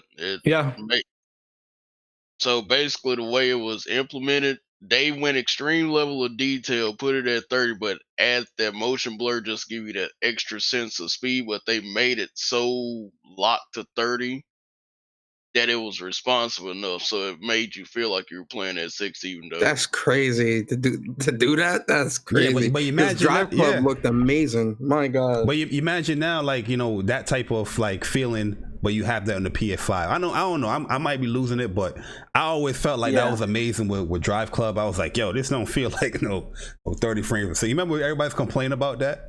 But the question I want to ask, you can start off, Court, is how do you feel Xbox is going to answer to the PlayStation 5 event, or do you think they're going to have something comparable to the PlayStation 5 event that's coming up on Thursday in their July event? I mean, they're probably going to have something comparable as far as this is what we have planned for the Series X, but again, they already stated long ago that for the first 2 years it was going to be a whole bunch of cross-gen games. So honestly, yo, Court, no lie, yo, you sound depressed, dog. Look, at this point, it was like when you tell me a year in advance before your new system even comes out, for the first 2 years, we're just gonna have cross-gen games. All right, Chief. Yeah, you got it. That's what that feeling's like when you heard that announcement. You were like, "Sigh." You gotta hit them with that Price is Right sound. Okay, that goes back to the level. I know we're not on no more, but I want to say something real quick. Remember, Guerrilla Games said that they wanted to add flying to Horizon Zero Dawn, but they couldn't because they were restrained. I think it was from you or something like that. They had to take it out. I remember. Yeah, that they had to take it out. But also, I'm gonna point to the Medium dev, right? Which is the new survival horror game to the Series X but even the Medium dev said that somebody asked them on Twitter, like, "Yo, why is this game not coming? Or is this game coming to Xbox?" They said, "No, it's only going to be available on the Series X because there are gameplay designs that they cannot do on the last generation hardware. They only do on the Series X." Mm-hmm. So I just wanted to point that out. You know what I mean? So a lot of devs are saying, "Yo, the shit that they're coming out with next year is going to be a game changer on how like they evolve game designs and gameplay mechanics and stuff like that." But we'll see. We're gonna have to see. You know what I mean? I'll just be fluff. Yeah, I just don't think the level design is gonna change any because I don't know what else you could do with level design. You can only go do for so much things. Yo, real quick, let me shout out my man Up Chuck Gaming TOA Boys. Yo, shout out to Chuck with a donation, man. Continue the success, bro. And yo, shout out to Dave D. See you in the chat, man. What is up? Yo, Guapzilla, if I ain't shout you out before, yo, shout out to Guapzilla. Appreciate you coming in the chat, man. But how you guys think Microsoft is? Well, this is more like the best case scenario or the worst case scenario type question. But how do you feel Microsoft will respond, even though the show ain't even here, right? With PlayStation, right? I'm all giddy and all hyped that PlayStation about to kill it. Yeah, how Microsoft going to respond to PlayStation? Maybe they might show Perfect Dark or a Banjo-Kazooie. No one wants that. See, no one wants that. Which one? Persona? Which one? Hold on. No one wants neither one, man. Like people keep saying, "Oh, create this new, create that, create Fable." They're not gonna play it, man. Conquer? I mean, what about Conquer? Now listen. Like I'll be hyped because I was a Fable fan. Fable 1 and 2, third one was absolutely. Yeah, I never played the Fable, so that would be cool. Fable 1 and 2, right? So I'll be hyped for a Fable, but at the same time, I'll be very, very concerned because one is we know Microsoft has a management problem. So whoever team they put on to make Fable, will it be good? And would they stick to the Fable roots of 1 and 2 and elevate that? And because Fable 1 and 2 was ahead of its as far as the interaction with the NPCs. Like I didn't see not one game have that level of interactions with the NPCs until Red Dead 2. Until Red Dead 2. So, but like I said, it's like I don't know if I'll have confidence in whatever team that Microsoft puts to develop these games like Fable and Perfect Dark, that they will actually be good. Announcing them will be cool, but would they actually be good? That's the bigger question. Yeah. What about Battletoads, dude? Battletoads. Is that Battletoads? Battletoads. State of Decay 3, man. Let's do it. State of Decay 3, bro. Now, like, what game from Xbox you guys would be like, oh shit, respectable, like first Fable, party? That's it. Probably Banjo-Kazooie. Honestly, absolutely nothing. I don't. I mean, the only no game will get you excited for Xbox. Nothing. If they somehow manage to get Jade Empire again. They're not gonna play that either. Nah. Yo, I mean, these dudes. Listen, but you guys forget at the hold on, beginning, and these dudes were like, "Yo, I'm not supporting the Japanese because they bombed Pearl Harbor." Do you people forget that? But Persona, we're not talking about whether they're gonna play the game. We're just talking about what can Microsoft show. There's nothing. Unless we're talking about a brand new IP that we don't know about. Like Microsoft's games, they're good to me, but they're not. None of them is going to get me excited. Halo is not even like that anymore. So Microsoft have to make a brand new game for me.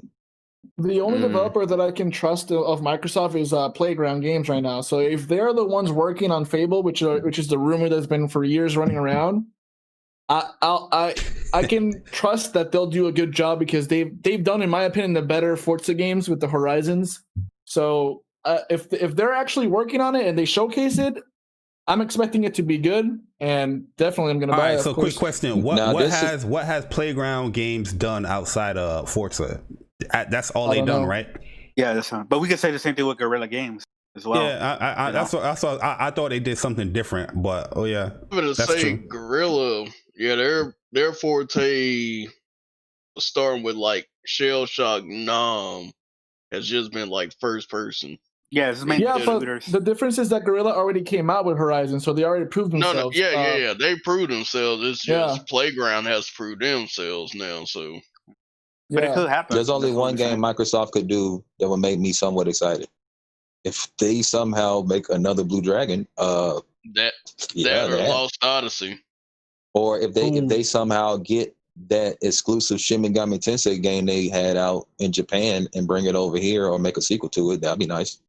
Or Persona, what if Persona J Barry? What if I know this is not true at all, but I'm just saying, like before Tales of Arise was showing, what if they would have showed that and it was exclusive to the Xbox? Yo, son, yo, Chris, yo, I would have to sully my hands and pick up an Xbox controller. Yo, real rap, real rap. Like, the thing is, like, this is the thing with Xbox, right? That would have been a great move for them, I feel. But would it have been like just exclusive to Xbox, or are you coming to PC? I'd have still probably gotten on PC. I wouldn't go out there to get an Xbox.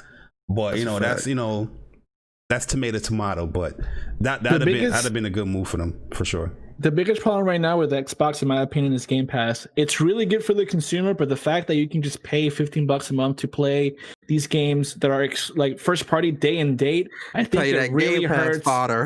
It really hurts the sales of the game, and just like them wanting to make something even better and bigger and more, just newer. If in my opinion, if they take out their first party games, like they leave what they got now. Forza but Halo Infinite, let's say Fable and Forza that are going to come out this year or whatever the fuck, I don't know. If they say it's going to be out but not on Game Pass until like 6 months or a year passes, Jay, I feel like ask you a question. Call me Jay. If you think of yourself as a developer for a second, right? Would you put your all into creating a game that's going straight to Game Pass? I'm asking serious questions. I'm asking serious questions of the whole panel and of the whole chat. If you was a developer, and would you put your all into creating a next a AAA high quality experience that's going straight to Game Pass for $1?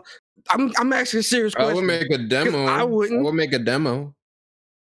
I wouldn't do it. Now you're getting somewhere, but then again, demos are free, so why would I pay for that? So again, I'll make something like State of Decay 2. Listen, I'm not putting my all into nothing that's going straight to Game Pass. Exactly, dude. I have a super chat from Andrew Wilkins, but I also want to talk about this as well right after the super chat. Yo, Andrew Wilkins, man, appreciate it. He said, yo, Forza games are overrated. Oops, went up. Are overrated trash. Why do Xbox fans lie and say Playground Games is a good developer? Drive Club shits all over Forza games. Yo, shout out to Andrew too, because he got the YouTube girl to actually curse. I never heard her curse before. She cursed. And yo, Sony Profit with the Twitter is wild right now. Thursday PS5 takeover got people. I need that on the soundboard. What?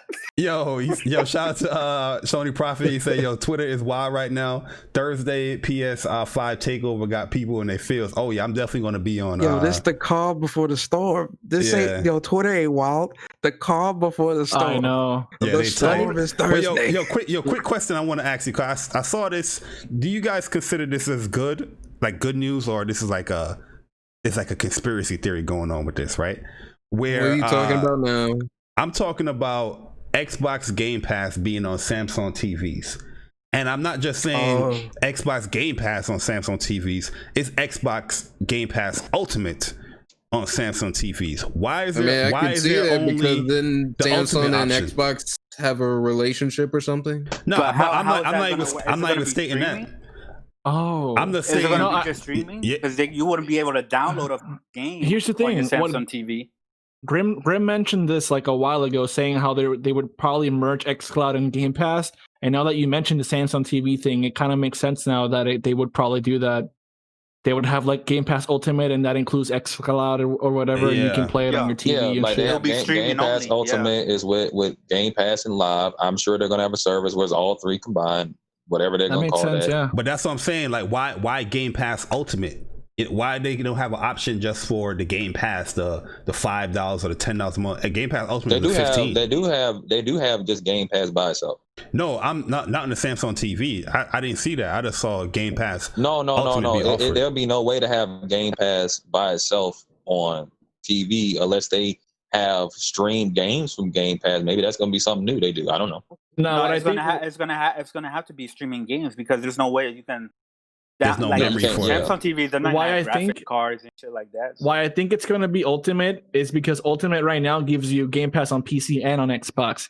So I feel like they're doing Game Pass Ultimate only. So for those people who like, maybe there's a kid on his bedroom with an Xbox, but the living room is just for TV or whatever the fuck, you know? So they're like, all right, the family pays for this one subscription, and then you can get Game Pass on your Xbox and on that TV as well. So you don't have to move your Xbox. You can just sit down and just hit go or whatever and stream your game. I get that comment. That's a good point, but I'm just saying for the people that just have a Samsung TV, they bought a brand new Samsung TV, they see this app, they want to get into gaming, but they buying the highest tier of Game Pass because they want to play. There should be an option. They shouldn't have to do that because Microsoft might make you do that, but on PC, you don't have to get the one where you get it on Xbox and PC. You can get Game Pass just for your computer. Exactly. No, that's what I'm saying, Grim. On the PC, on the Xbox, you have the option to see if you want Game Pass Ultimate. On Samsung, you don't. Or does Game Pass. The Samsung TV, you don't. That's confirmed. That's what I saw. I didn't see any. I'm gonna pull it up. Well, to them it's like you have a Samsung. You don't have one of our products. So yeah, we're gonna have to. Try to make you pay into our highest. Oh, someone in the chat saying Game Pass Ultimate includes the streaming, so that's probably why they have to do that. I mean, if that's true, I don't know. So it's xCloud and Game Pass. Yeah, I'm looking at the website and it says they're doing Sling TV, Xbox Game Pass Ultimate, YouTube Music Premium, and YouTube put it Premium, in the chat so I can put it up. Put the link in the chat. Yeah, hold on. I mean, I put it on the Discord. And Xbox having a partnership, so. It's not really surprising. Yeah, I don't know. PS Now was on Samsung TV. I want to counter this guy who mentioned something on the donation talking about playground games. Nobody's saying that they're good developers. All I'm saying is that every game that they've made, which is 4 Horizon games, every iteration, like the next sequel, has always been better and better and better. So they're like, they're not fucking up with their sequels, you know? I don't like 4, but I prefer 3. But they've been improving every sequel that they come out, even though it's just a racing game. So it gives me faith that they know what the fuck they're doing. So when they see Fable, they'll probably go back to the first 3 games, take what worked, and then just make a new Fable. That's what I'm saying. Yeah. Yo, shout out to Andrew. Like, fuck this Xbox talk. Xbox ain't shit. We're gonna circle around to the PS event back, but I just wanted to talk about these other things. But yo, Andrew Wilkins with a $5 said PS Now was on Samsung TVs. Yes, I was using it on there, which was better and had more games than Game Pass, and no one used it. That was true. Why would Xbox fans think Game Pass will fare better on TVs? Wasn't PS Now on PS Vita, if I remember correctly? PS Now was on a lot of things. It was on Samsung TVs. It was on Blu-ray players. No, PS Now was on PS4, PS3, and some other devices. The PS Vita had it was on Sony TVs. Game Pass, technically, if you're buying Game Pass Ultimate, then you have it on everything. So it's kind of like, let's say you have Game Pass Ultimate, and you have it for your PC and Xbox, so you just got it for one device. You're not home, but you're near a Samsung TV. Like, oh shit, I can log in and you know, we can I get that instance, but I'm just saying, like, it's all different with PlayStation now. If you got PlayStation, you walking around I don't know. with an Xbox controller all the time. No, I'm talking about the casual little gamer that, you know, they're not really deep in the game. They don't have no Xbox. You know, the people that play on the Apple, you know, arcade TVs. I'm talking about those type of gamers. Why wouldn't you have a tier of selections where you can pick from? Because here you're paying for a service, Ultimate, Game Pass Ultimate, where the service ties into Xbox and PC as well. You know what I mean? Say you don't have those things, but you're still paying for that price for that stuff. What if you just want to play the games and stream it, whatnot, from your TV? Why do I have to pay for Ultimate with games with gold, Game Pass on Xbox, Game Pass on PC, but I just have a Samsung TV that's want to play a little game here and there? That's right. If you want to play the game on your TV, but you want to play it online, you need Game Pass Ultimate anyway. I think what they're gonna do is, what type of people do y'all think gonna be playing these shits online? Yeah, but you see what I'm saying? Look, this is direct competition with Apple TV. They're saying it right here, and PlayStation Now on Select TV. Well, PlayStation Now, I don't know if it's on Select TVs now, but Apple Arcade, PlayStation Now, Google Stadia. This is competition with that. This is what they're pushing for. But I'm just saying, like, look at this. With Samsung Access, you get the choice of streaming or game service up to $120 value. They include no additional costs. You can choose some Sling TV. Oh, this is the Samsung Access app that is you can get Game Pass through. That's what am I reading that right? Using my TV to play my console games. I think they're gonna have an xCloud like by itself that you can subscribe to for your TV or your phones, and then they're gonna say, hey, if you own a PC, a gaming PC or an Xbox, you can just do Ultimate. I'm understanding here. This is included within the Samsung Access, you know, service that they offer. Ouch. The Game Pass is included within it. Okay, so it's Samsung service, but Game Pass is a part of it. Yes. Okay, well that's different then. All right. See, I was reading it wrong. I thought this was like a separate thing. You know what I mean? So you don't get yourself in the shin, J-Bar. Yeah, but that's why I brought it up. You know what I mean? Because I when I was reading it on Twitter, I was like, "What? Why would they just?" I mean, it's saying big bold letters: Xbox Game Pass Ultimate to be offered as a service with Samsung TVs. Oh well, I guess it don't say it right there. You got to read it down. Yeah. Oh well, I don't know, but I just thought. What happened? Yeah, cut out. So hold on, go back down. So you saying with this Samsung service, you get all those things, or just you get with to choose the Samsung Access for your TV? I don't know the price for it. It says selection of free premium subscription services. Wait, with their purchase, that don't make no sense. Samsung is touting Samsung Access for their new TVs, which will offer consumers a selection of a free premium subscription service with their purchase. Some familiar offerings. Purchase of the TV? Yeah, with a TV. Some familiar offerings are available, such as Showtime, YouTube TV, Sling TV, but also feature is Xbox Game Pass Ultimate. But also featured Xbox Game Pass Ultimate. So Microsoft gets the money. So I guess when you purchase the TV, you will have Game Pass Ultimate in there. But Game Pass Ultimate, the reason why you want Game Pass Ultimate, because you want it to transfer over to the other devices that you have as well. Right. So if you already getting Game Pass Ultimate, would you just cancel would it overlap, or would you just cancel your Game Pass and you got free Game Pass Ultimate with this purchase of the TV? I don't know, and I don't care. To be honest. I would imagine you don't get it free for life. Like it's probably free like for a month or so. Probably a year or something. This need a little bit more deal, but we'll move back on to the PS5 event. Sorry about that. I just Everyone going to use Game Pass on their new Samsung TV? Anyone? The thing I have Game Pass. I'm buying the LG CX series, man. Hey, my man Persona coming to the godliness side. Yeah, I was doing mad research, and I'm like, yeah, this CX series I think is going to be. You know why I'm scared of OLED? Because I am an avid leaving my TV on, and yeah, I'm worried about the burning, but they're saying the CX is is good with like negating that. It's got a lot of features on there where you can, like, whenever you turn it off, it'll refresh all the pixels on there. Yeah. Plus that HDMI 2.1. Listen, if you buy the next gen console, then you don't want that, right? You want playing on 2.0? Scrub. You definitely gonna want that. The thing is, real talk. Ever since I got this monitor, I haven't really gamed on my TV outside of Nintendo Switch games.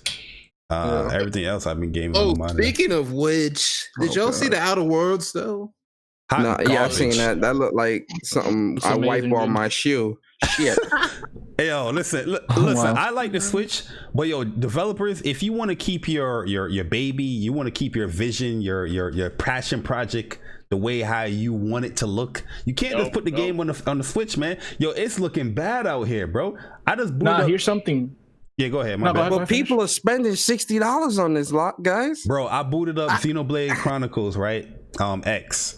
And yeah, I'm halfway through that. The cutscenes is cool, but when you in the gameplay, I'm like, yo, I can't play this in no handheld. I don't know how people play this in handheld. You was on the Wii U? No, I never played on the Wii U. X. That's what which you one said, J Bar. Oh, my bad. I think he's talking about Definitive Edition. Definitive Edition? Yeah, I'm talking about the Definitive Edition. Yeah. You can't. I can't play that in no handheld, bro. It looks bad. Yeah, the first one was the same way. It looked blurry on the handheld, but the way I look at it is this. I mean, you put something on PC and everybody got a high-end rig. Somebody's playing on the lowest of the lowest settings. So it's about business. You know, if they're going to buy it and they accept however it looks on there, I'll put it on Switch too. Here's the thing about the Switch that's really interesting because the GPU on that's from NVIDIA. Well, the entire processor is. And NVIDIA's working on something called DLSS for their new cards and for the ones that they have right now, which if you guys don't know about that, look it up on Digital Foundry. They made a video about it. Mm-hmm. So either this Switch will get this or like the next iteration of the Switch will more than likely get this system where they render the image at a lower resolution. Let's say you're playing on portable mode and the game on portable mode goes all the way up to 1080p or 1440p, let's say, right? You might think that's unrealistic. But with this technology, what it does is that it gives, if it's 1440p, it gives you like a 720p image, and it uses machine learning to upscale that to 1440p, and it looks literally the same, if not better than 1440p. So with the new Switch, we're probably going to get something like that if they do stick with NVIDIA, and all these old games like the one that we just saw right now will render at a lower resolution so that they can push the graphics more, and then the chip that does the machine learning will just upscale that image, and it'll look... Just look up the video on Digital Foundry. DLSS 2.0. You know what's funny, call me Jay? If they was to make a new Switch, people would not complain, and that would be their third iteration. I would say Switch Lite. All I want them to do, they need to fix that damn performance. Trust me, if NVIDIA implements DLSS... No, because I know what you're talking about because I use it. But would they do that on the Tegra chip, though? Do they need a new GPU? If they do it, it better be coming with some performance enhancements because I'm not going to be like, oh, it looks better. And it's still sitting there chugging at fucking 25 frames. No, it will. Essentially, your GPU is doing less because, it thinks it's rendering 540p. And then... I know. That's what I'm saying. I know what it's doing, but I'm just saying if they're going to keep doing this, they don't need to push it too hard to where it's not going to be any performance gains. I need to see a frame rate increase. I'm sitting here playing Marvel Black Order, and I'm doing a damn attack, and all of a sudden that's like... like, what the fuck? Yo, call me Jay. You can put the link in the YouTube chat now. Go ahead and put it in the chat. Did anyone play Clubhouse games on the Switch? Because I got it. No. It's been okay so far. Oh yeah. Wait, guys, wait. We got a response. What'd you say, Graham? What'd you say? We got a response from Aaron Greenberg.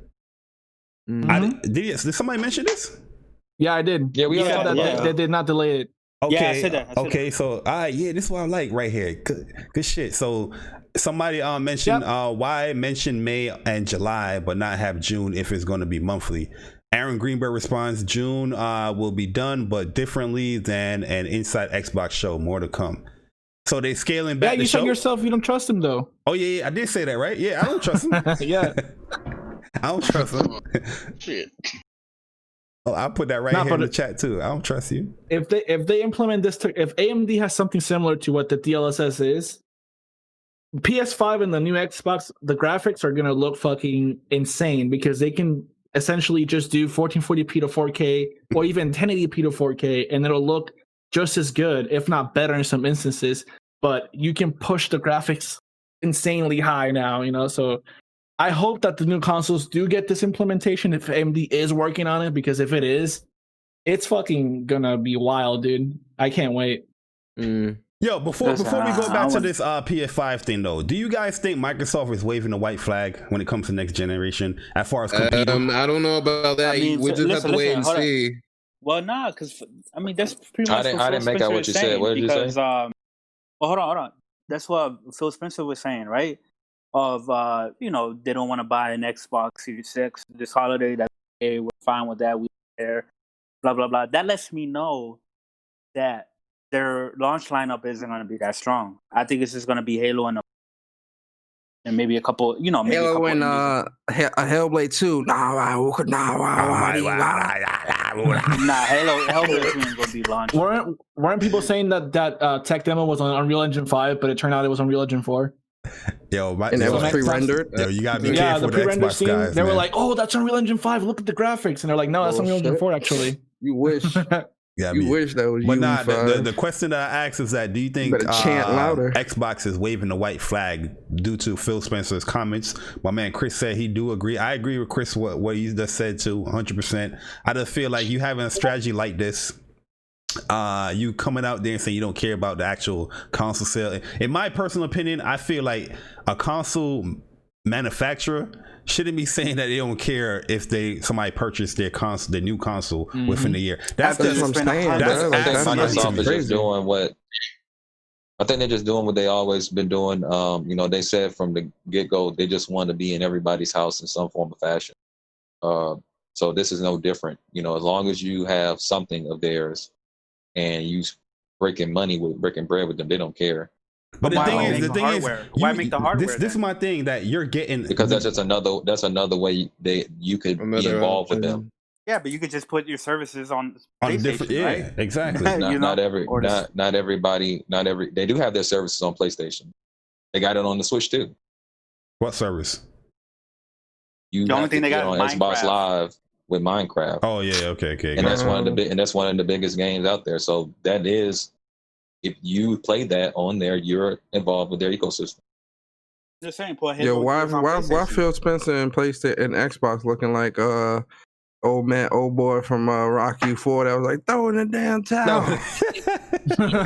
Throwing the damn towel. That's what I'm feeling here, man. Because I just find it strange that you're making all this hardware. And you're saying that you you spend hundreds of millions of dollars. You're going out there touting this hardware. Yeah, we're the most powerful console that is the most compatible console. Whatever. Oh, we don't care if you buy it. Like, exactly. It's a contradiction. It's like what? It's like why make it? In my opinion, they started off really strong on the Game Awards. You know, they just show you the console. They say, "Yo, Halo, whatever the fuck," and then this whole Xbox event that they did up like a month or so ago, they kind of like fucked it up, and you know now people are like, "Well, what the fuck, dude?" You know. But here's my thing. For me personally, they've been waving the white flag for about 2 goddamn years.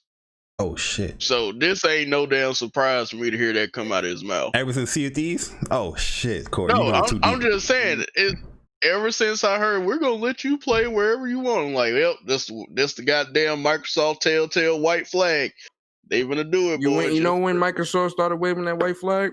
When they started doing that survive together bullshit with Nintendo for the crossplay. Survive together for the crossplay. Hey, yo, we together, guys. We need Nintendo. Well, I'm not sure about that because Microsoft has always looked at Sony as their competition, not Nintendo. Even back in the 360 era with the Wii.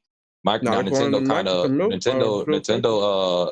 dubbed them, but you know, Microsoft was saying like basically coming to Nintendo saying, "Hey, for the price of a 360 and a Wii, you could get both of those instead of a PS3. So let's kind of like advertise that." And Nintendo was like, "Nah, just buy a Wii." So they kind of said, "Nah," but they always kind of just looked at Sony when it came to the console space as their competition, not really Nintendo. No, don't know why, but I mean, I mean, didn't Microsoft port like some Xbox games on the DS, if I remember correctly? Oh yeah, like when Microsoft owned Banjo, but they still had like DS Banjo games. They weren't that popular, but I think they let THQ do the publishing. So I think they had a Viva Pinata game too. Yeah, I think there was a DS Viva Pinata game as well. So yo, Silver, what's good, man? He said, "Yo, watch your mouth, THQ, man." THQ Nordic, dude, those people are keeping the AA games alive with all these re-releases that they're making and making new games and all that. I was gonna say that's how they got 96 games coming out. They were like, looking at backlog, pull every single game we got out right now, remaster that shit, put it out. Yeah, I'm happy, dude. Honestly, like they're re-releasing Kingdoms of Amalur, which is like a Fable kind of game, but multiplayer. Yeah, I remember that. That game is so fucking good. They got SpongeBob, SquarePants, the fucking attack, destroy all humans, all that shit, dude. They got SpongeBob. First of all, I want to know. Come out with Dragon's Dogma 2, bro. I'm waiting. I want to know what Persona's eating in the background.